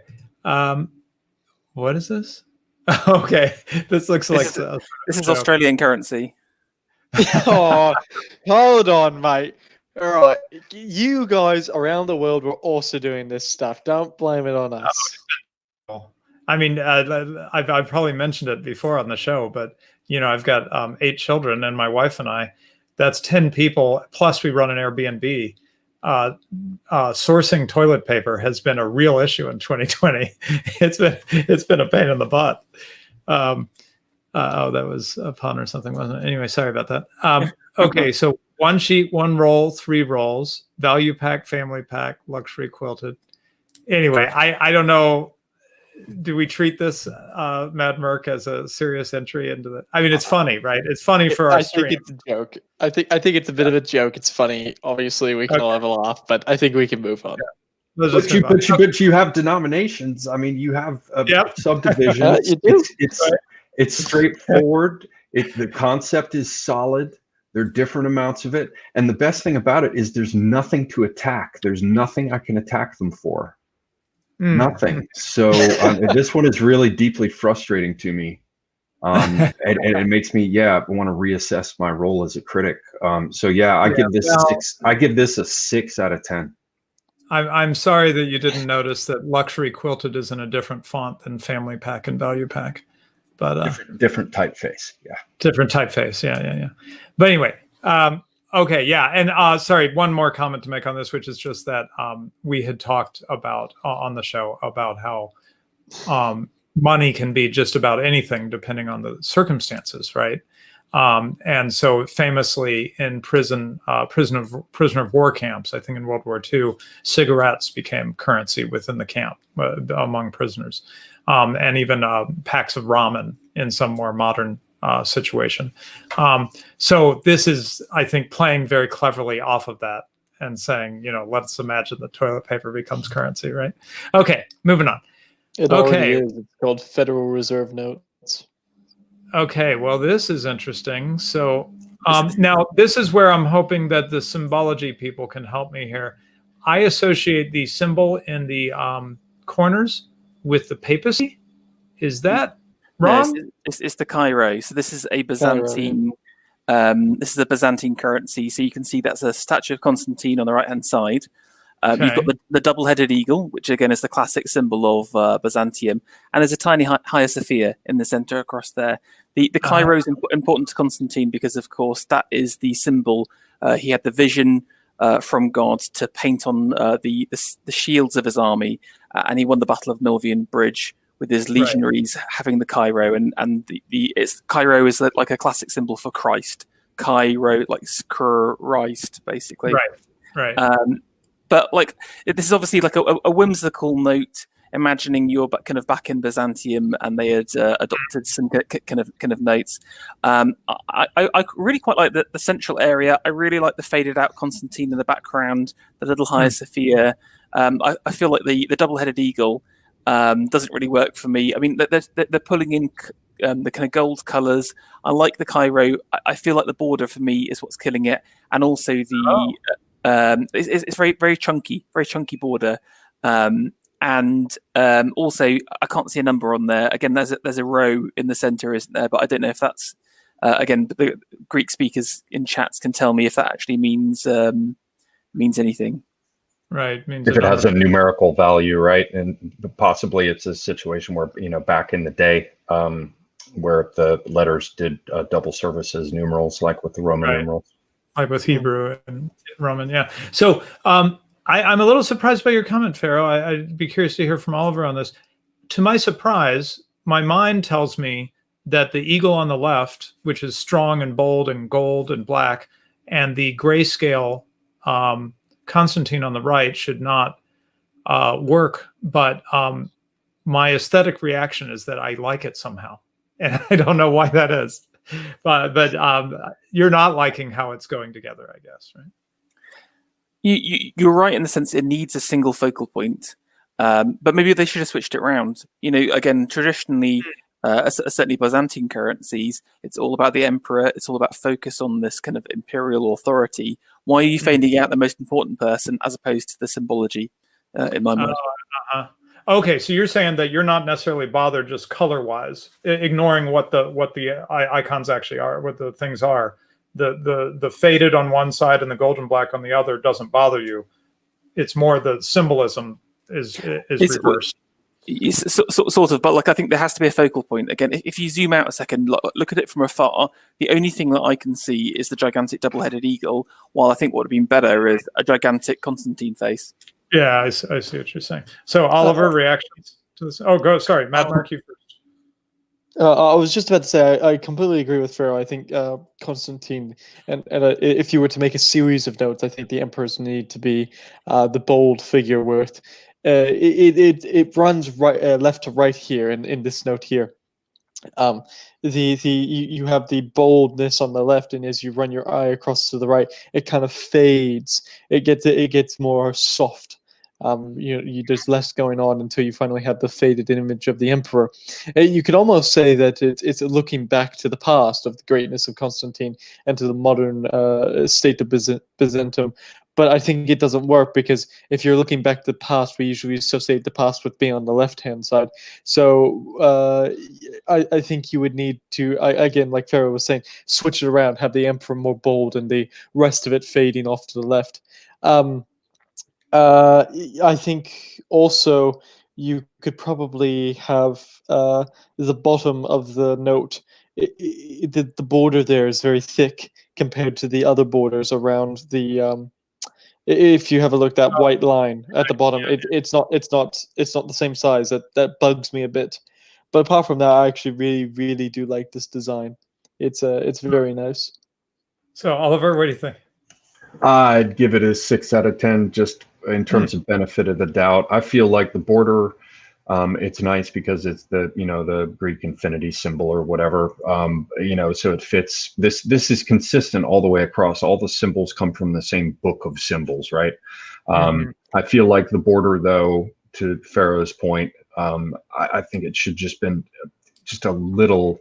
Instead of being a 50% gray or whatever it is, it should have been a 30%. It should have backed off a little bit.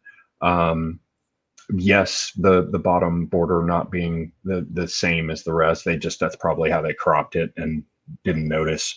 I feel like if the eagle were like actually gilded and stamped on there and had texture, it also looks like the background of the paper is designed to look as though it's a textured paper.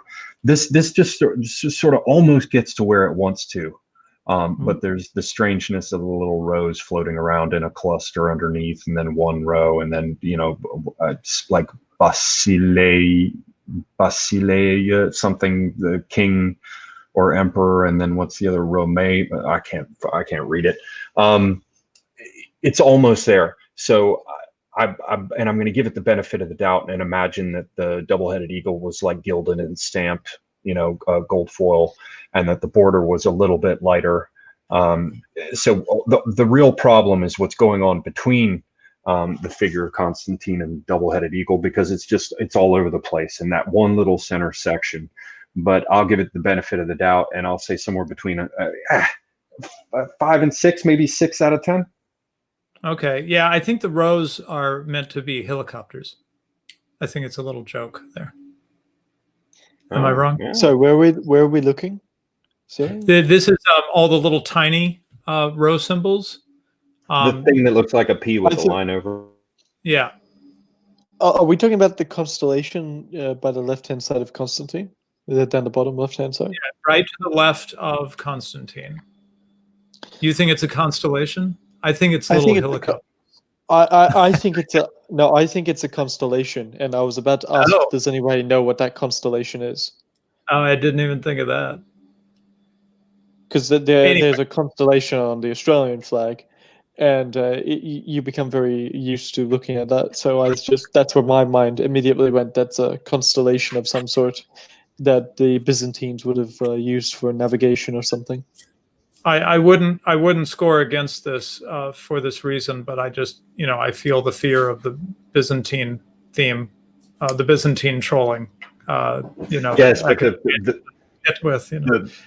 the constellation there is at a minimum. Hopefully, the guy who designed the currency is like a member of the Golden Dawn who wants to like throw commies out of helicopters. So that's why I gave it a 6 out of. Okay, really good. Okay, here's a simple one: a shift shekel in gold we trust. Whoa, the words do not follow the curve of the circle. I think we can safely say this is a bit of a meme entry. Shall we move quickly? 2 out of 10. Move on. Any objections to moving right on, Ferro and Oliver? None. No. Okay, let's keep. At least the text size was nice. Say it again. Oh, the large size of it. Yeah. Yeah. Are you bothered that it doesn't follow the curve quite right? That's making me have like an optical illusion, like feel a little sick or something. Definitely. Yeah, the duotone though is all right, but yeah. Yeah, right. The way they did the photo, the colors of the photo is kind of neat. Okay. Now this next one, I need to preface this. This is actually from a professional coin designer who entered into our competition. So we should be judging it based on that standard. Oh, well, I don't know. But okay. We'll set the curve a little higher or something. Okay, so piece of 8, Malay Island. In Grog we trust. Right, so this is like a pirate coin front and back. Now, I'm easily impressed because I'm not a Photoshop graphic designer guy, but the way he's got like, he's letting us see both sides, but by having one set on the other, that was just nice presentation. But anyway, this was actually made. I was talking to the guy who made this. This was actually made in a program that they use for, I can't remember the name of it, but he said he made this in a program that they use to design their coins and other jewelry and stuff like that. So he said that this is not actually a Photoshop. This is an actual professionally done design that he wants to enter. So like some kind of 3D modeling. Yeah, 3D model. Yeah. Okay, anyway, let's get into it. Ferro. I think it's definitely the best coin design we've seen so far. Just a couple of things. We've got nice, clear text around the outside explaining what it is. So on one face, you've got the piece of 8 explaining what it is. Then you've got where you are, and again, that kind of in Grog we trust. Obviously, a bit of a joke, but relatively interesting. There's a nice little border in between. They've punctuated the different sentences. So again, if you look at the piece of 8 side, rather than just having the text constantly kind of ring round to each other, the dot acts as an important visual dividing line. You've obviously got this kind of large, ominous skull, and you've also got the kind of 1 in there. So in my view, I really like the right-hand side face. I think it's super clear, a little bit macabre, but still very nice. The left-hand side, I don't know if it's just the render for me, doesn't work as well. Again, maybe it's just the kind of the picture of the island. It's a little bit hard to see what's going on there, and again, you need the context of the coin as well. And again, I think the in Grog we trust is a bit of a meme. Maybe if it was a little bit more serious with it, would have done a little bit better. But I think definitely the best coin we've seen so far. Oliver. Best design we've seen so far too. It follows all the rules. See how there's no wasted space. How the skull has been pushed up to allow room for the 1, but the 1 is readily visible. And does not seem crowded, and makes its own little eye shape neatly. Notice that he also followed the rules about using caps on the border, but not wanting to be limited to having it be perfect. He used slightly larger initial letters, like on peace, and the P in peace and the E in 8, right? So yeah, I'd give this follows all the rules.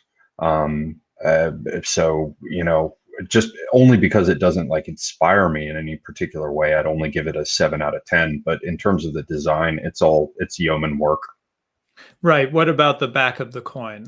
What do you think about that?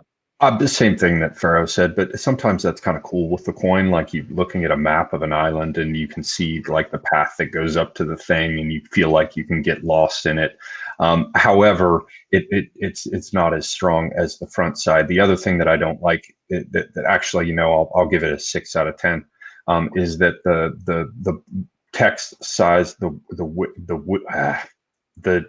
difference between the sizes of the two circles that form the border in which the text appears, the width of that band is different front to back, and that is that kind of it drops down. It's lazy in that respect. You flip the coin over and you feel like it could be a different coin. It doesn't feel like it's the continuation from the other side. Now, as Ferro said, that might be something to do with the color of the render, the one being at the angle and the other, looking more bronze on the right, more yellow on the left. But yeah, I drop it to a 6 out of 10, but maybe it should be a 7 out of 10. But that band part bothers me because that's just I think the program did have this work for him, but yeah, it's pretty good. Cool. Okay. Let's keep rolling. Let's see. Okay. This is the Karl Marx. Oh, okay. This is fun. Okay. So before we get into the design, there's a commentary here, right? Which is that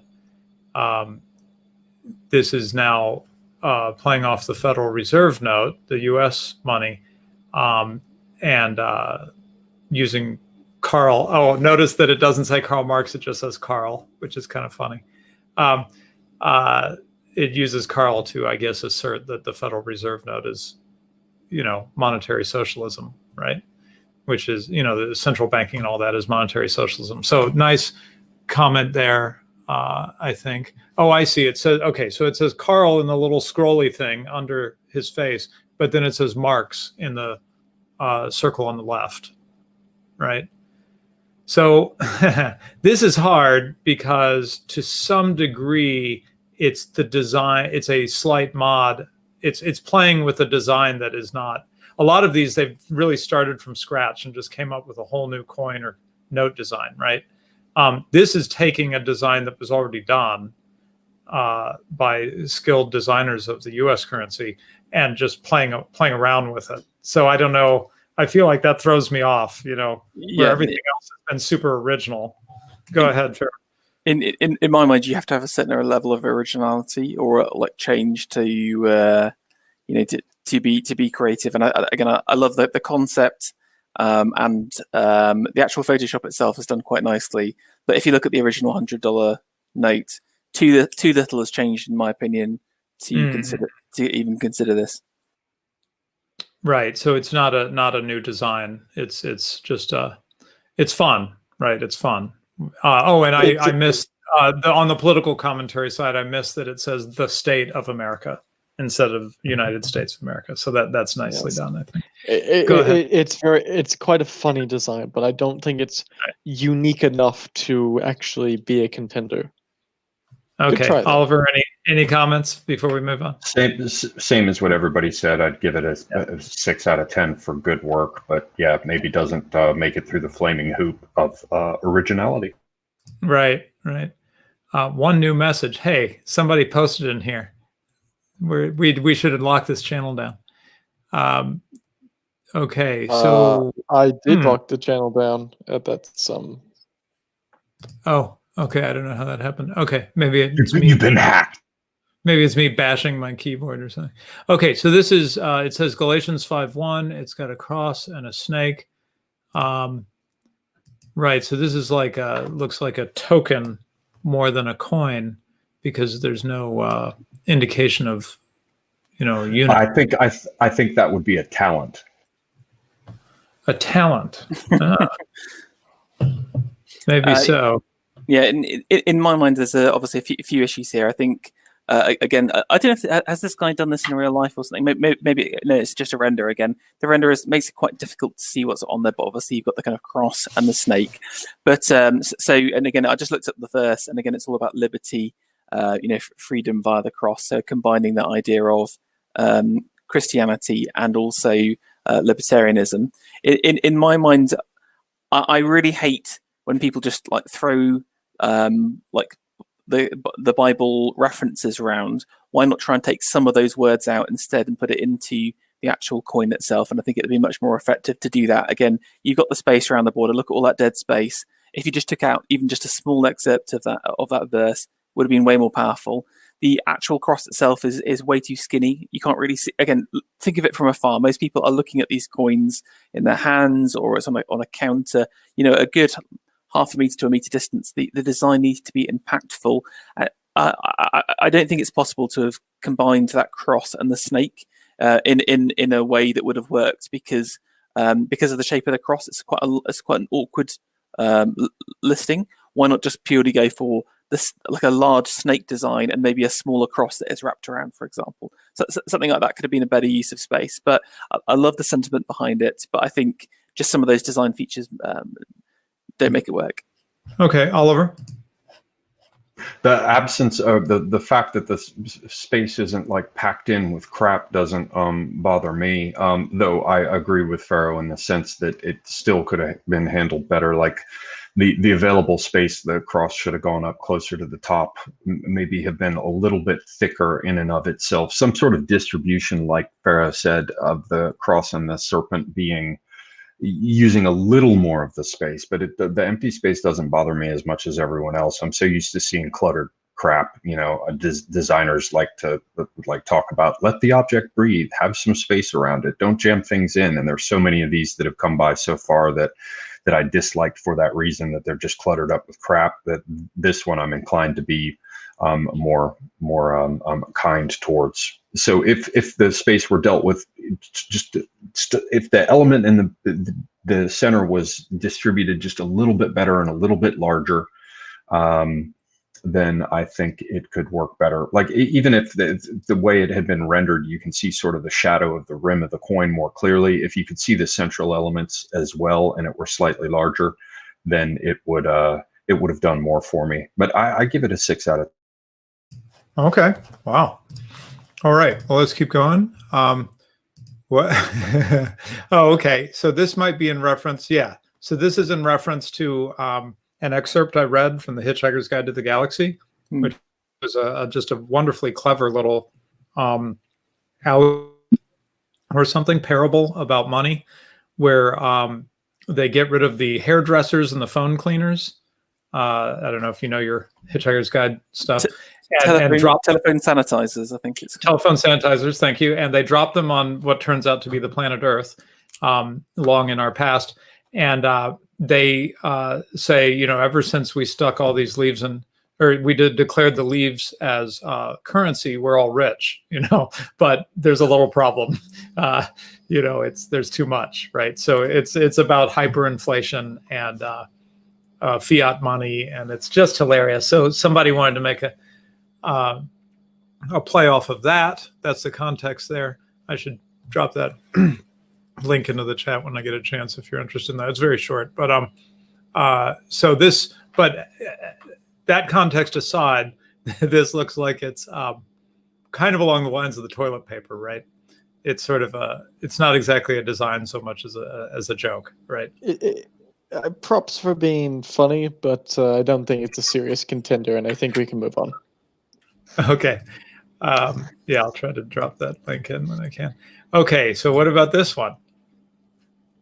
2 pounds. 2 pounds of silver. There's a lot of dead space on it.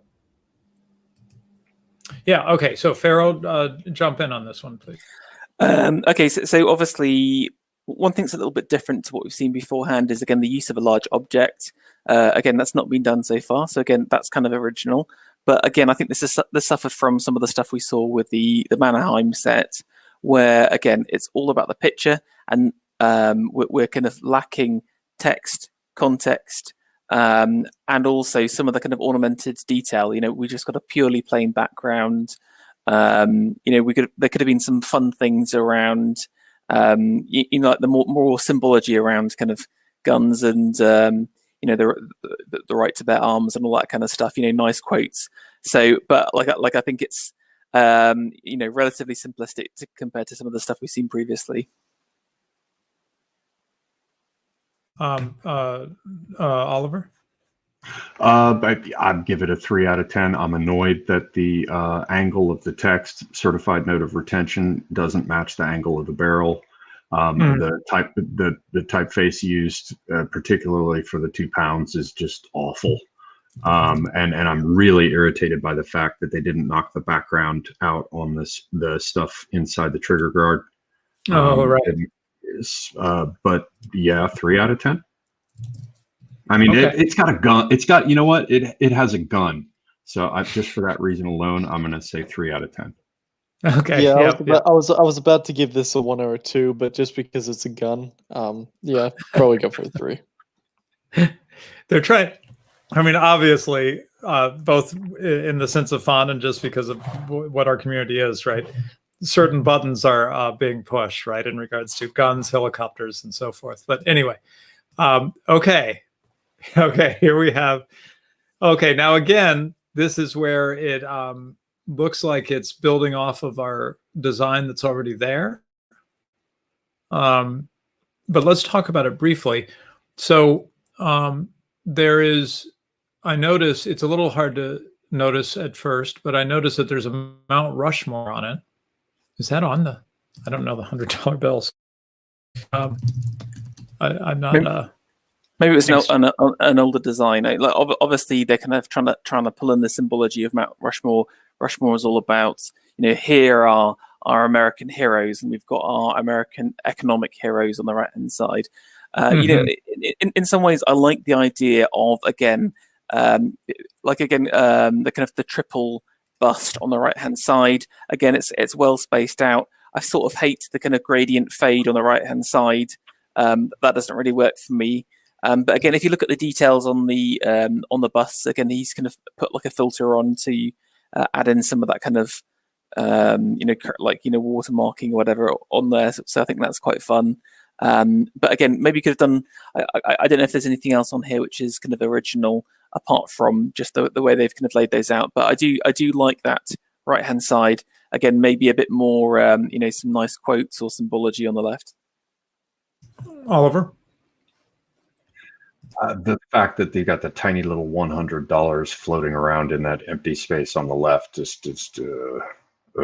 I mean, yeah, as Ferro said, it's kind of cool that you have the Three Stooges there going in like a staircase arrangement. But yeah, meh.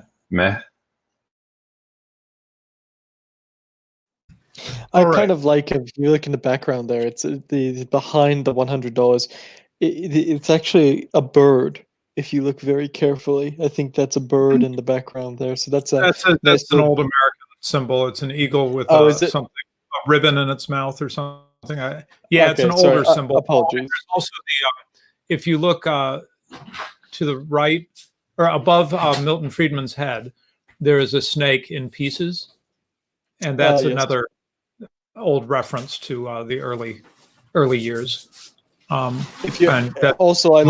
the fact that.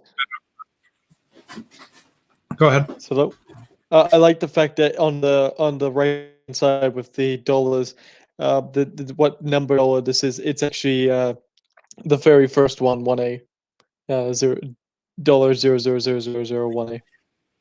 Right. Okay. Well, let's keep going. Nice little picture. How far are we? Okay, good. We're reaching. Yeah, somebody tried to do a late entry here. Yeah. Yeah, you're just there. We can review it, but we're not going to include your design in the actual competition. It can contribute to the stream. Okay, what is this now? Okay, so these are, I guess, 3 coins. It says I ran out of time to complete these, but here's what I've got. Okay, go ahead, Ferro. Yeah, well, obviously you got some kind of symbology of justice at the top across there. So it's a woman with a blindfold. And you can see that she's holding up a weighing scale. But obviously, I don't know if you can see on the weighing scale, there's Bitcoin and there's gold, and obviously gold is winning over Bitcoin. So there's kind of a little bit of a mix. Like again, blind justice is always meant to have a balanced scale to kind of show that she's judging everyone equally. But I like the kind of sentiment behind it. And then you've obviously got these kind of two kind of like world designs. The one on the right, like maybe that's an Earth in the stars. I mean, I think they're quite beautiful as like little bits of works of art. I'd be interested to know if the original designer like hand drew them, and if that is the case, I think they've done a really nice job. Some of the best freehand work we've seen so far. But I think fundamentally it fails because again, doesn't say how much is on the coin, or or again, like you need. With the coinage, you need to have some of that basic text explaining what's going on. But I really like the designs on this.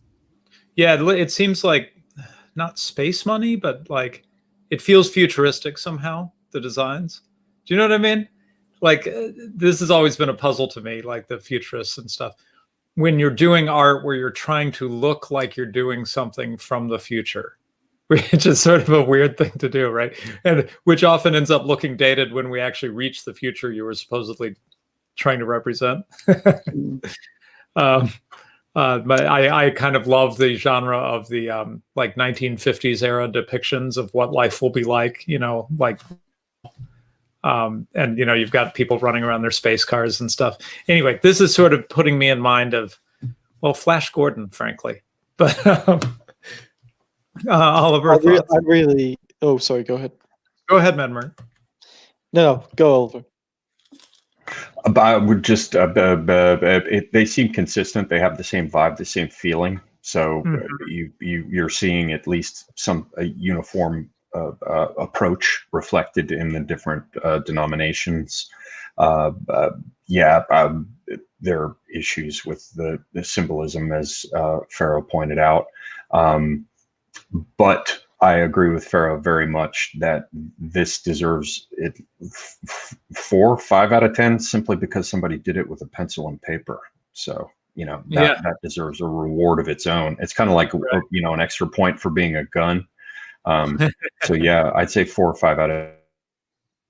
Yeah, I have to say, I know that the person was not able to complete their work here, but this is one of the things where I would kind of love to see, like if we were really going to make currency, I'd be like, finish that design. Let's see how it looks when you're all done, Like this is interesting, right? It's got my interest. This is a design that I think should really, like, if you were to hand draw it, finish it up, and then use the program that was used with the pirate design, the pirate coin, I think that would actually look very beautiful. In fact, I think that these two people should actually get in touch, because I think that these 3 sets of coins actually should be finished. I give this design a lot of pros. I really, really like this design. Just one note on this again. I think one thing that would have made it absolutely pop is a bit of relief work. So again, we're seeing it all in 2D. If you can kind of inlay, on the silver coin, for example, those clouds at the bottom. If you can get that kind of sweeping effect of the cloud, or the stars are slightly raised up, that's going to take this from interesting to something really special. Yeah, this is a neat one. If those two contestants are actually talking to like watching the stream, please do contact each other, because we would really like to see this design in that other program fully finished up, because I think it'd be fantastic to look at. Yeah, it's cool stuff. Okay, so this is interesting because it says I abstain from any possibility to win. This is JG. He has to recuse himself, I guess, since he's our Svengali. He actually made this coin. Wait, what?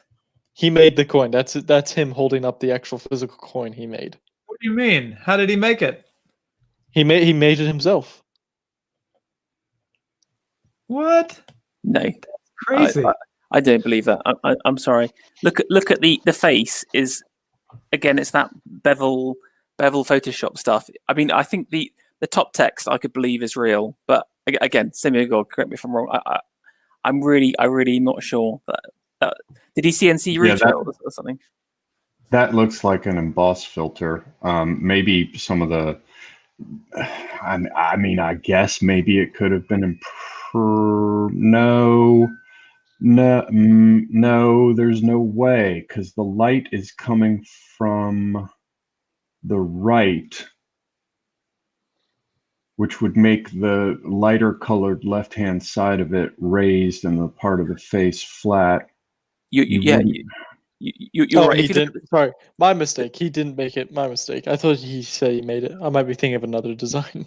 Yeah, The light's messed up. It's coming Yeah. from multiple directions. that's a great shot. If you see the stars at the bottom, the light side's on the left, and if you look at the text at the top, the light's at the right. So you got two different sources. That was an amazing shout there. Yeah, very good. Okay, anyway, setting aside whether how it was done, what do you think of the design? Once again, I must ask. Yeah, I like the joke, but again, I like the text. This is what I'm talking about: having some simple, clean text at the top. Again, maybe if again the 2020 was removed. I mean, this is almost like the commemorative side of like an actual dollar. An actual, like, I don't know, silver dollar or whatever. So again, it needs the currency on it, but I actually like the border for it. I mean, it's a pretty cursed image in the center, so I don't really want to comment on that. No. Go ahead. Go on, No. Go on, Madmore. Pardon me. This is I think it's just a meme design again, so I think we should move on. Okay, my low effort fiat currency. Okay. What? We get the joke. Fiat. Get it? The car.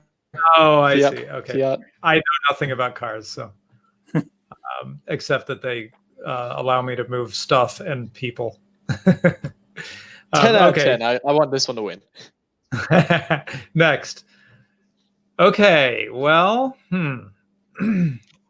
so it looks like these are 0.92 ounce. So these are meant to be gold coins, I suppose, which are still made, by the way. And then libertatum on one side. What does that mean? Freedom and virtue is, I think, the two sides. So on the left, you've got the lamb and flag. Now that's a classic medieval symbol of, again, like Jesus as the lamb, basically. But there's also kind of like nationalistic elements to it as well, because again, it's like the lamb in battle. You know, that's when you have your banners, is when you're going to war, I believe. Right. And then again, on the right hand side, you've got the spread eagle. Again, this is taken like the spread eagle itself, as we saw in the Byzantine example, is taken from Rome, and again, it's holding the kind of wreath and arrows, symbols of power. Again, so I like some of the symbology. Again, the kind of lines on the top. Where again, I think it fails is again on the left hand side, we've got this kind of like slightly faded. It's in the background, and on the right, it's this big, bold black design. I think the spacing of the text doesn't make sense to me, and again, like the border looks like it's just been taken from an existing coin and then kind of photoshopped on. So again, I like the symbology and the landscape, but it needs more effort. Oliver, comments? It's an idea, not a design. I don't have anything to add to what Ferro said. Don't waste my time with this shit. I think even on the eagle you can still see where the logo, you can see like little white lines. I believe that's actually text from the people who own the image, and so they've failed to actually get rid of that on the eagle. It looks like they've just copy and pasted black text and an image to a existing coin and smudged it out with a sort of ish looking same color. I don't like this design at all. All right. So finally, last entry that was before the deadline, I believe, right? December 23rd. Yeah. It's America, 1 ounce. Fine silver, $1. C. Helk S. debased, sic et principis vestri. And that's like what is it in the middle? It's a like bottle opener. A bottle opener. So again, this is more of a visual joke, right, than a design. Okay. Well, and it's by the same person who did the last one. because they've got that same thing where they don't understand how to use a clone stamp, and the Seahawk as debased is like off center. It's off to the left. It makes me want to die. Right. Okay, we can throw this one out. We'll look at the last one, but yeah. So do you know? This You last must one's not in the running.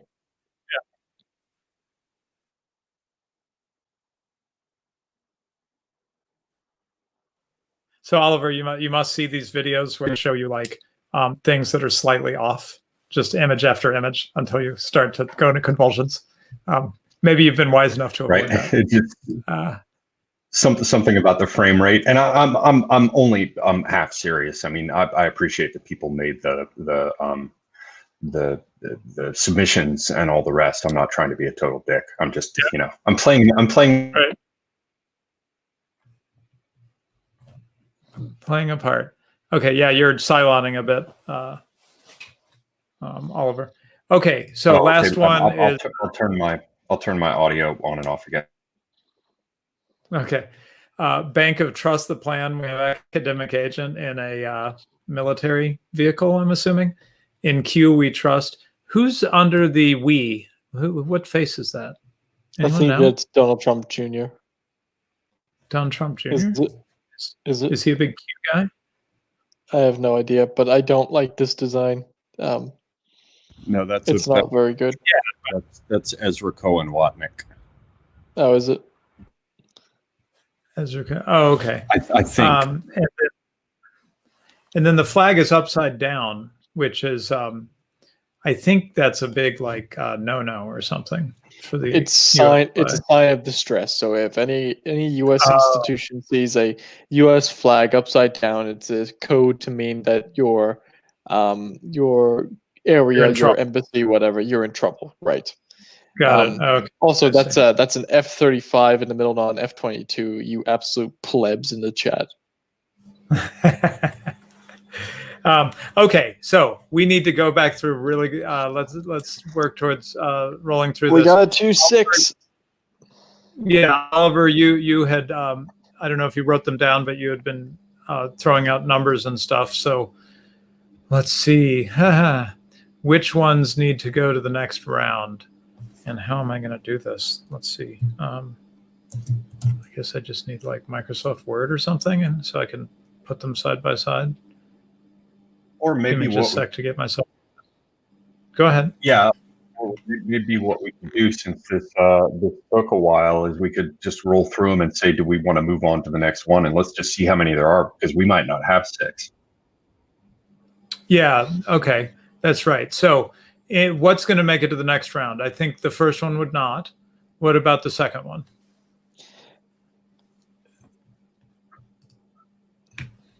I think it scrapes into the second round. I like the Oliver Ferro. Okay? Sure. I like the Farage one. That definitely gets through, in my opinion. Okay. I'm starting to just paste these into a Word document so I don't have to keep scrolling back through. Okay. Up or down on this one? Personally down. Yeah, no for me. All right. Okay. What about this one?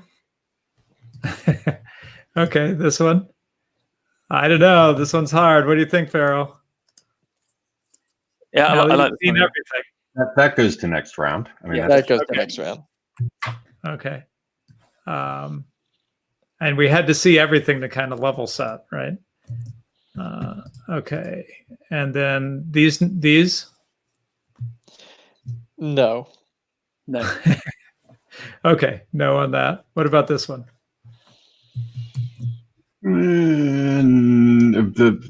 There's no denomination on it. I like it, but there's no denomination on it. So it's like. I say Okay, no. so skip it. No. Ferro, skip it. Okay. No.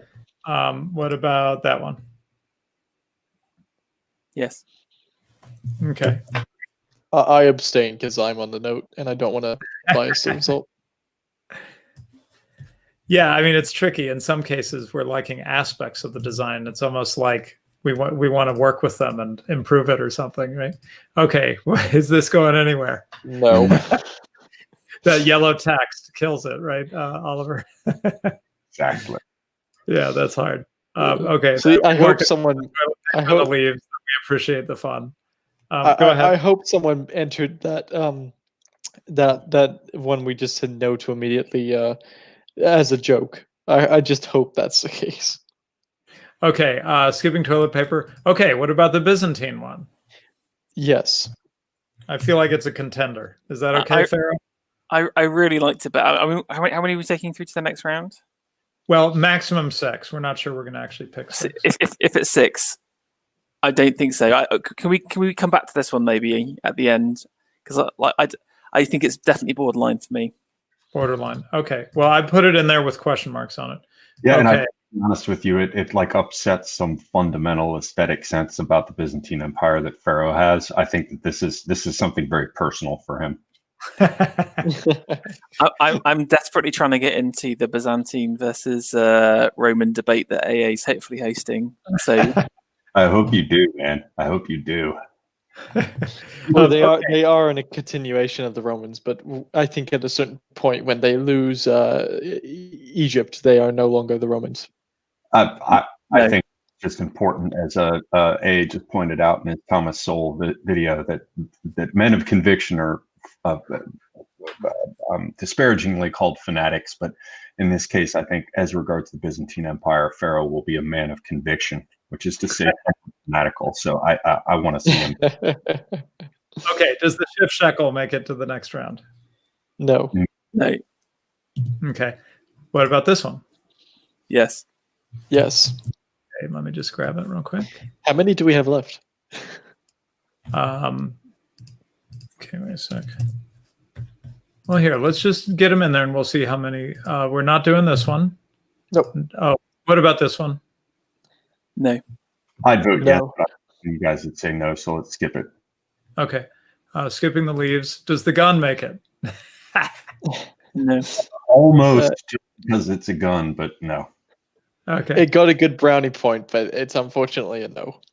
What about this one? I don't see it as original enough, No. so no.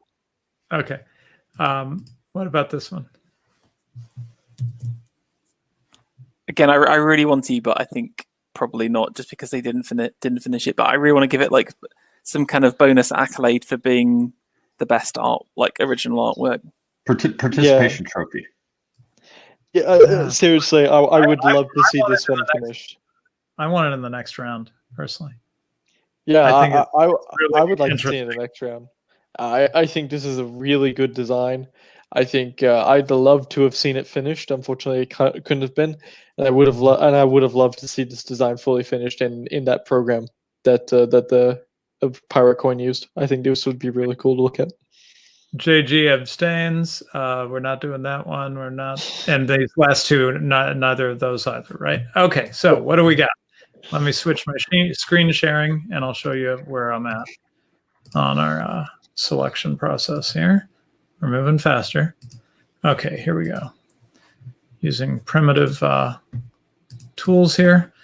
Okay, so we've got 1, 2, 3, 4, 5 for sure, and then we had question marks about including this one. So want to make it a 6 as we originally had discussed? Yeah, might as well.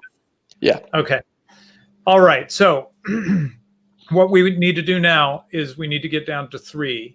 And I don't want to worry too much about ordering until the end. Let's just get down to the top 3 that are going to get prizes, and then we'll figure out first, second, third. All right. So yeah, Oliver, you had a way of just pairing off to do this? Well, I mean, we're looking at 2 right now. Which one wins? Can I just address something firstly in the chat? Someone is accusing us of rigging. Can I just have it known that everyone here in this live stream hates riggers? I just want to make that very clear. We all hate riggers here. Yeah. I was approached privately, and I agreed to accept money in order to rig this. Oh, you did as well? Oh, wow. Okay, we're just revealing it then. How long? You guys got money? We're capitalists around here, right? Right. Okay, so I'm sorry. how does it work, Oliver? We're just ranking one, which one is Just above the other? look at these two and which one wins, and if it doesn't win, it goes. Oh, well, what if I want both of these to be in the final round? What do I do? Oh, well, that's you got me there. Okay, but we could start ranking them against each other, I suppose, right? Yeah. So, okay, I'm sorry. Wait. So let's just scoot over these. We kind of are starting to form a consensus here, right? So we want to have 3 out of these 6 designs, right?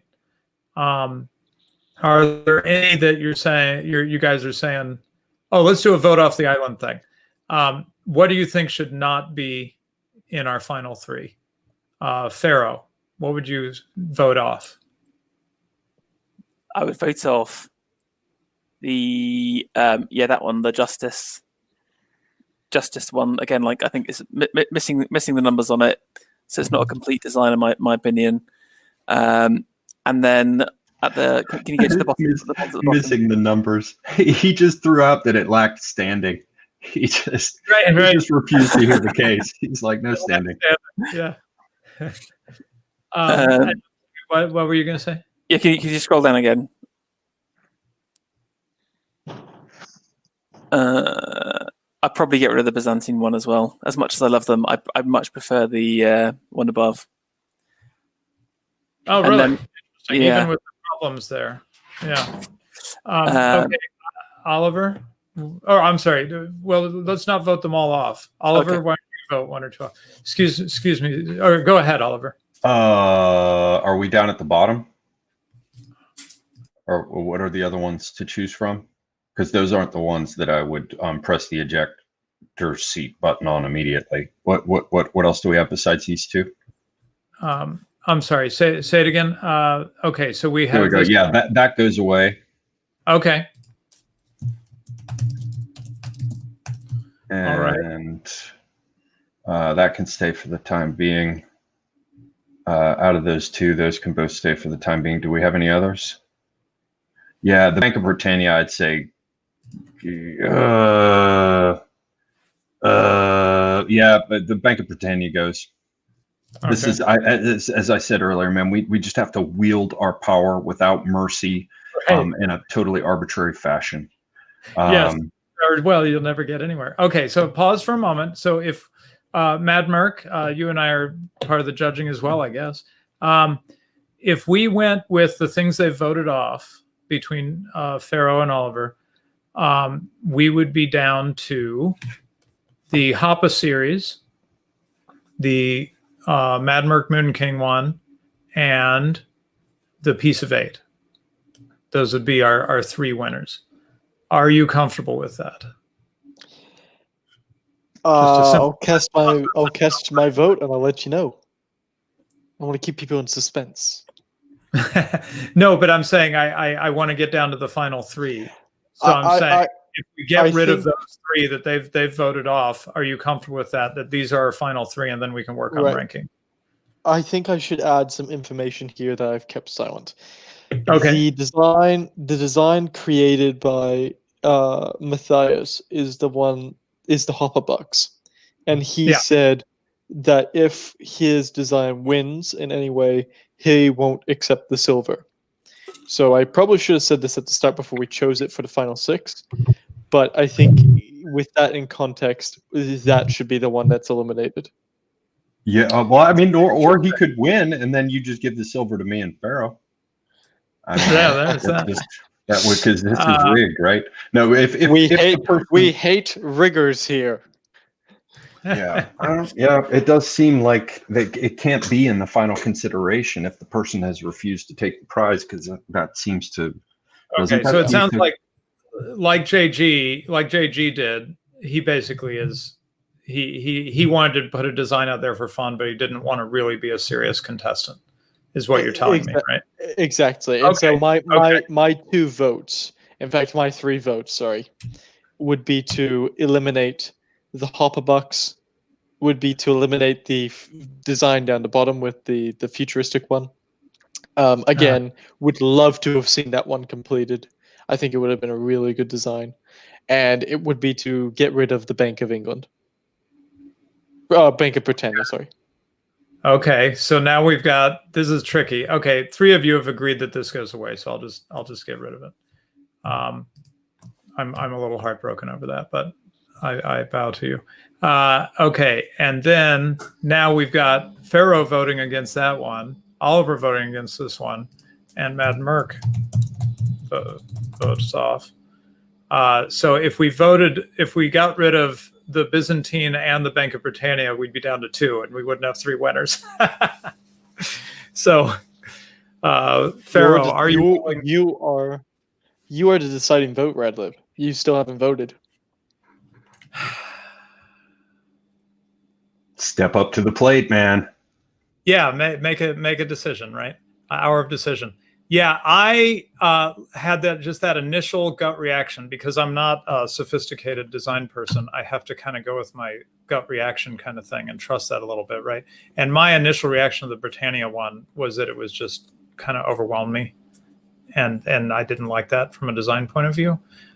Whereas I understand there's nitpicky things about this, but my initial just gut reaction to the Byzantine coin or Byzantine note is that there were things I liked about it, obviously things we could tweak. But what do you think, Ferro, if we were to get rid of Bank of Britannia and keep the Byzantine note in the running here? I think that's the right call. Okay. I think it probably hurts Ferro to say it. So, I mean, props to him for... You got to do what you got to do.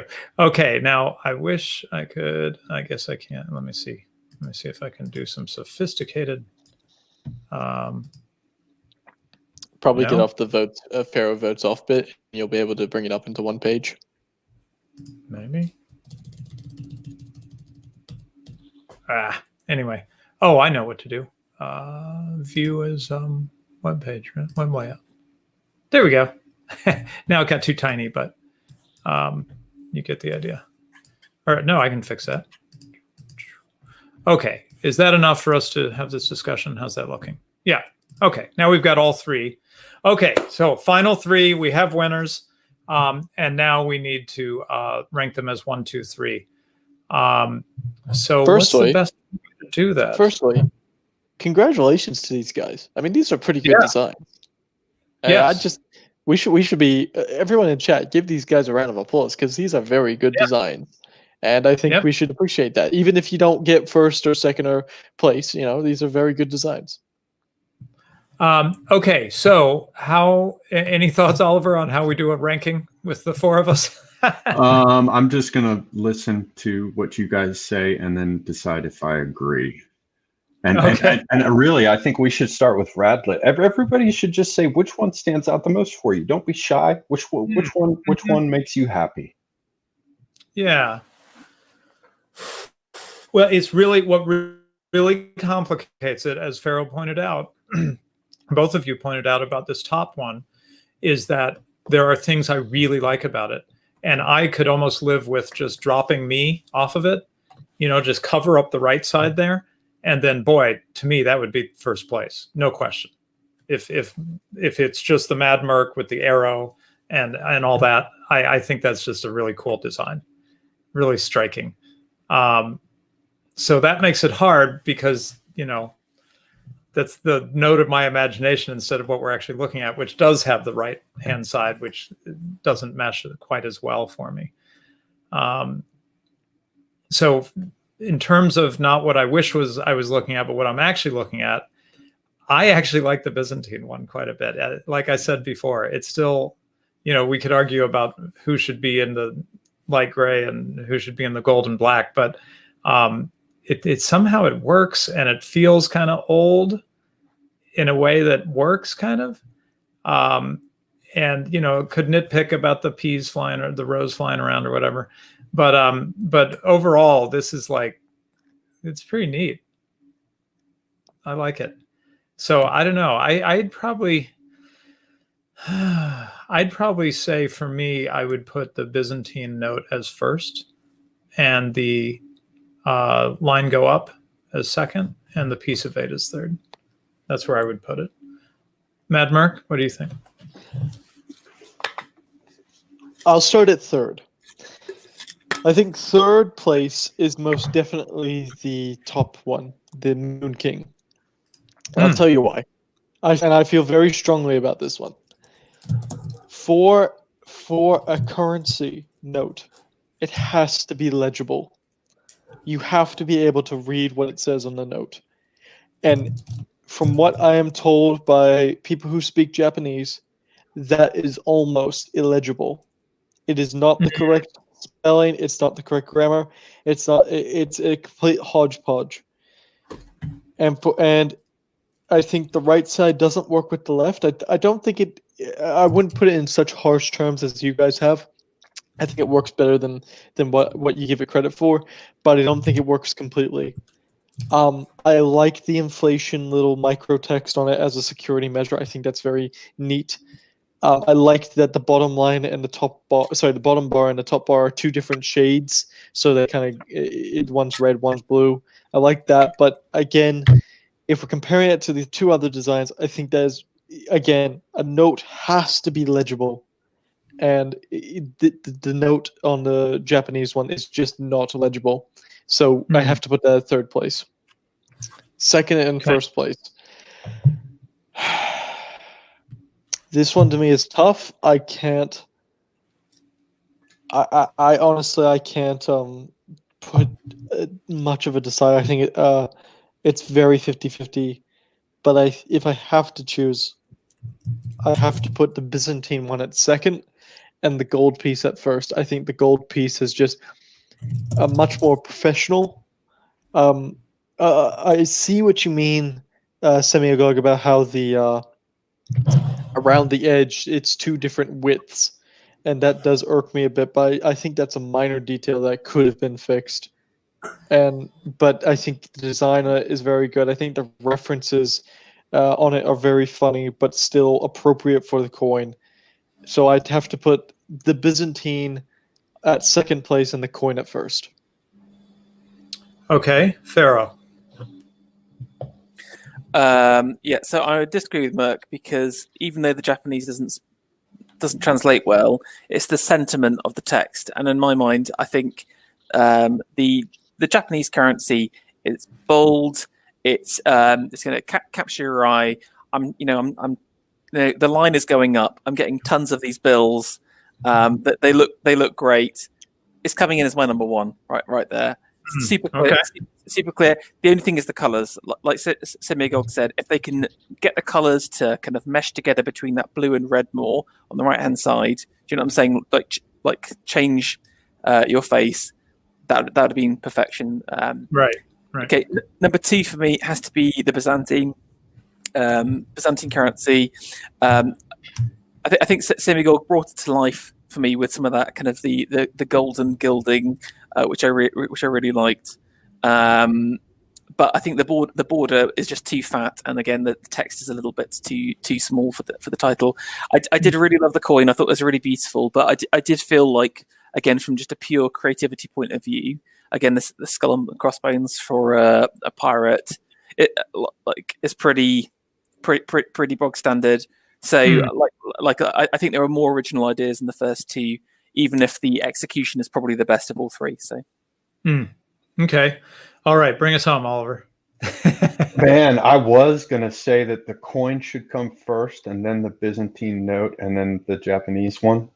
Yeah. But you know when you sit down at a restaurant and you picked out what you're going to eat on the menu, but your friend ordered something else, and you start thinking about it, and you decide you want that. I'm going with Ferro on this one. Mine are exactly the same. Just line up with Ferro. Exactly. Okay, yeah. So that's. I trusted you, Semiogogue. I paid you all that money to side with me on this in this one issue. Sorry, man. Sorry.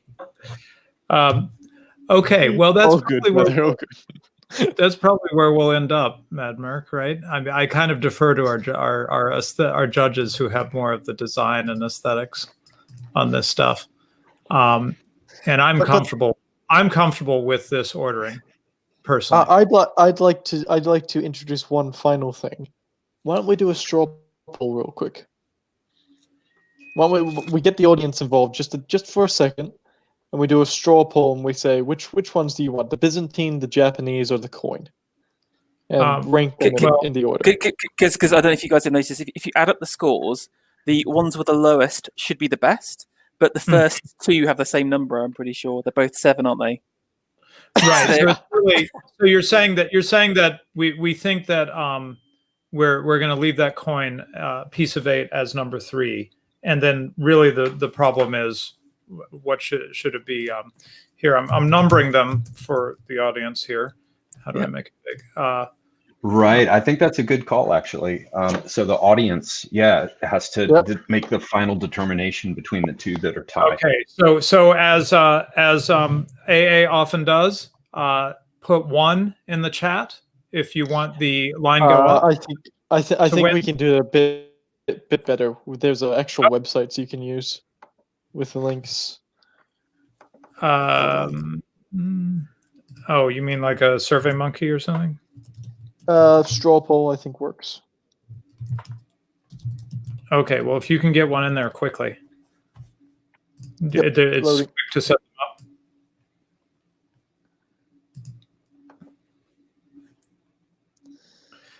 I love the engagement of the audience. Oh, actually, while you're setting that up, maybe I could show the diversity coin real quick, which just something that Ferro sent to me. Oh yeah, this is the one that was referenced. This is the new Truly cursed coin, yeah. And this is this came out, right? This is in circulation, Ferro. Yes, you can go to eBay right now if you're in America and nab one of these gems. Also, while we're waiting, I put another thing in chat. This is during the stream. I was obviously looking at different notes and stuff. I had to do a shout out for this note right here. This true masterpiece of design. Okay, this is what you just shared. Okay, and this is a circulating note that we're about to see. Well, I don't know. It came up as genuine currency. Mad Merc, is this real? I love it because it's kind of like, oh, Bruce, why don't we put a sheep on our sheep on the dollars? That's What'd you say, Matt? not a note here. We do not have a $2 note. Okay, we don't have a $2 note. This is disappointing because he's trying to deny the sheep dollar. Oh my god! Well, it's a ram. It's a ram to be fair. Radlib, right? can you make a poll? Well, usually we just do the 1s and 2s thing, right? It's just. Can you? You don't want to do that? I think that's for silver on the line. I think we should. Yeah, I don't think we should do that with silver on the line. Well, I just don't want to have any sort of dispute. Okay, give me just one moment. I was just about to hit make public on the poll. Oh, what do you mean? The poll? Yeah, you've got one set up? No, I was about to go public with a poll, and then my internet just took a shit. So. Oh, I see. Okay. Yeah. Well, I actually use this in my work, so I can. Yeah, I mean, you could just have people vote over on the side, and then you're done. There's no. We're not going to be called to provide documentation on, or backup on our balloting, right? Yeah, I just think with silver on the line, I think it should be a bit, Well, that's what scares me, because if there's anybody that particular currency design that involves Greek characters, that's somebody from the Balkans. That means that's somebody from Eastern Europe, which means as soon as you put that poll up, they're going to call all of their 60 cousins, and that thing is going to be flooded with unofficial votes to carry the money away. I'm telling you, don't trust those Balkan peoples, man. I think, maybe, but it's a risk we have to take. Mail-in ballots have never ever gone wrong in the past. They're completely trustworthy. The American mail service, Right. I mean, poll site is completely good. What could possibly go wrong? What could possibly go wrong? So Okay. everybody And, head on over to Dominion, and we'll go ahead and get the votes. I want it known that we do accept fold-in money on this channel and on Semiogogue's channel. There is no bribery on this channel. We hate riggers. No, I'm going to start asking for silver from now on. I like it, man. Silver. Pieces of it. Okay, so did this work? Oh, here we go. Currency competition, pick your favorite. And okay, so next. Sorry, I'm usually I'm not making SurveyMonkey surveys live, but I think I did one really fast. Okay, collect responses.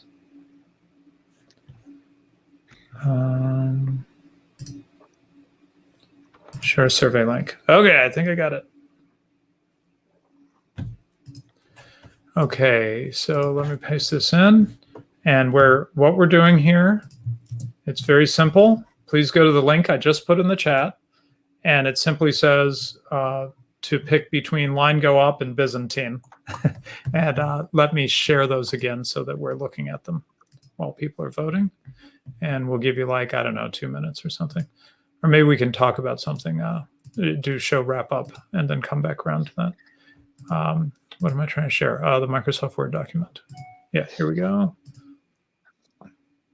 And let me just kind of move the number 3 off the screen to avoid confusion. Okay, and I in fact did it in that order. First, well, I don't know if it's going to keep it in that order, but line go up versus Byzantine. What do you think should be the top pick? Link in the I'm rigging. Yeah, somebody's sending the link to all their buddies, right? No crazy behavior, please. Okay, so let's move towards wrapping up. Things to shill. Oliver, go ahead.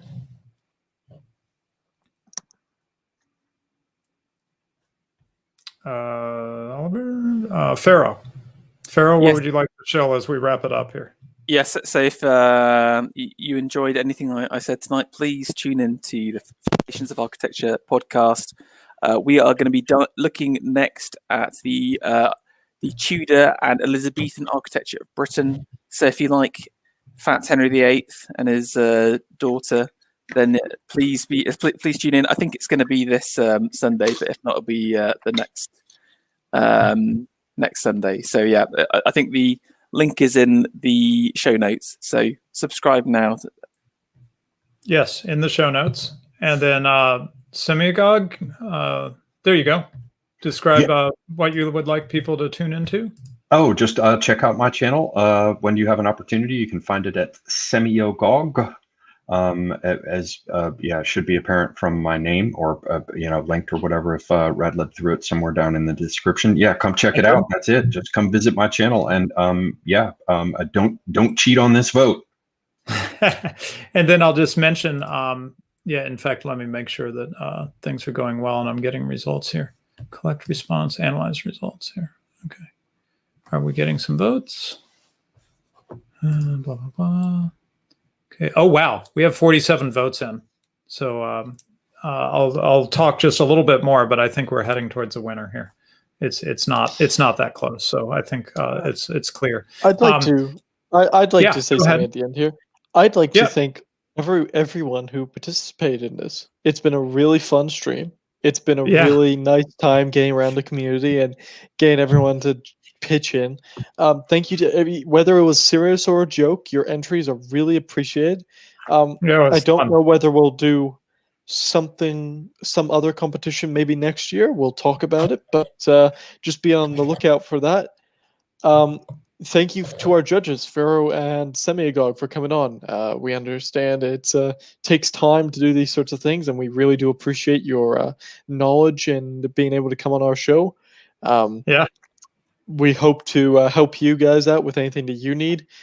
Thanks to the audience for coming to watch. We really do appreciate it. Without you guys, none of this happens. And I'd like to thank Radlib. This all started because I asked him for some help on an economics assignment I was doing for my university, and it just kind of really? went from there. And yeah, I didn't even remember that. yeah, it's been an amazing ride, and I just wanted to thank you, man. It's an opportunity of a lifetime to work with you. I wanted to mention that my stretch target for the channel, Mad Merc, is that I don't know if it'd be a year from now or 2 years from now, but that soon enough we're doing an end of the year competition where we're giving away 1 ounce gold coins instead of silver coins. Hey, that would be pretty impressive growth in the channel. So we'll have to see. It's pretty neat. Will that involve designs? Because for gold, I'll submit for sure. Yeah. You want to be off the judge panel at that point, right? And then everybody can get their revenge on me, right? Yeah, right. We need like a Master Chef version where you only like the top tier of designers can get through. Oh yes, that's a good one. I like that. Somebody in the chats, they're doing a lot of rigging jokes. The real victory was all the rigging we made along the way, he says. Okay, so let's go ahead and declare a victor, because I think it's coming out pretty clear last I checked. Never trust a rigger. Yeah, so with 56 votes, we have 37 or 66% of them for line go up, the first one. So that is the winner. In fact, let me write it down because I'm going to be rushing from here to dinner. I don't want to forget anything. Microsoft Word. Okay, yeah. So that's number 1. Okay. I already kind of had them numbered right. And that's number 3. Byzantine is number 2. And we have our results, and I will get in contact with those folks. Or if you guys are listening or listen to this later and are comfortable with it, I'd recommend, well, I don't know what the most secure way, but I'd recommend just sending me a mailing address you'd like your prize sent to. Direct message on Discord feels the safest to me. I mean, maybe you guys know better what's secure and what's not. I don't know. But otherwise, just let me know, and we'll figure out a way to securely get that information to me. So your privacy is not compromised. First place is Pikachu. Not Pikachu. Oh, Pikachu. yeah, sorry. Yeah, so... let's just bring their names up. Yep. Sorry. So let's find the Mad Merc one. Here we go. So congratulations to Picanchion, something like that. Pikachu? I think it's Pikachu. And Charlemagne is saying that he rigged this, and I'm inclined to believe him. Oh, Charlemagne, don't trust what are we him, going to do with you? And then number 2, let's find the winner on that. Thank you. Yeah, we should name the people who won. The Byzantine one is... How'd I miss it? Where is it? Sorry, I'm scrolling through the Discord. There we go. CGA Boyd. And then number 3 was the pro. We had a ringer in this thing. Somebody who does this kind of stuff, actually designs currency. Admiral Bees was our ringer. But we did not exclude people who happen to be a pro in the area. So have to think about that. Okay. So anyway, thanks again, everybody. I think we are wrapped up. And this ended up being way more fun, thanks to Oliver and Ferro, than I would have imagined. I imagined something very brief, and instead it was really interesting and got into detail and design stuff, which I am not well versed in, but I really find it interesting to hear people who are, and the observations you guys made about each of the designs was really fascinating. I mean, it almost, I don't know that we'd want to do currency design again per se, right? But it almost makes me want to do something designy again, just to see if like people would take all this feedback and come back and really step up their game, you know. And the kerning is right everywhere, and you know, next time we do it, you know, we're dealing with you know, really high quality entries across the board, you know. Anyway, we'll see. And there's another message in the chat. Okay, a congrats. Okay, from one of the winners to the other winner. Okay, thanks very much to Ferro and Semiogogue, and see you and Mad Merc, and see you everybody in 2021. Oh, I'll just mention, I mentioned it on Twitter, but I wanted to mention it on the show. Not a Deep Lore Econ chat thing, but I've often had people ask me, since I have 8 children, about, and they know I homeschool, people ask me to answer their questions about homeschooling. And the problem with that is that I'm not the one who homeschools, really. I'm the principal. That's how we put it, politely. I'm the principal, my wife's the teacher, meaning that she's really the one who understands what's going on and is working with the children and selecting the curriculum and all that kind of stuff. So she's really the one to talk. So my plan is, and she's excited about it. She's like, oh, when are we going to do that? My plan is probably in the next year, we will schedule something on my channel for the 2 of us to do a Q&A, which will primarily be me just moderating, picking questions out of the chat or super chats or whatever, and then letting my wife respond. And I know we have a lot of people who are younger, looking toward getting married, looking towards getting married, having their first baby, and they are asking very serious questions, not ideological questions like, you know, why would you ever homeschool? It's like very practical, pragmatic questions about, there's clearly a lot of people are thinking about this and trying to figure out, how does it work? How can I make this work in my life? So I think it'd be a great stream to do. So let's look forward to that, along with, of course, more of the Deep Lore Econ chat. So thanks, everyone.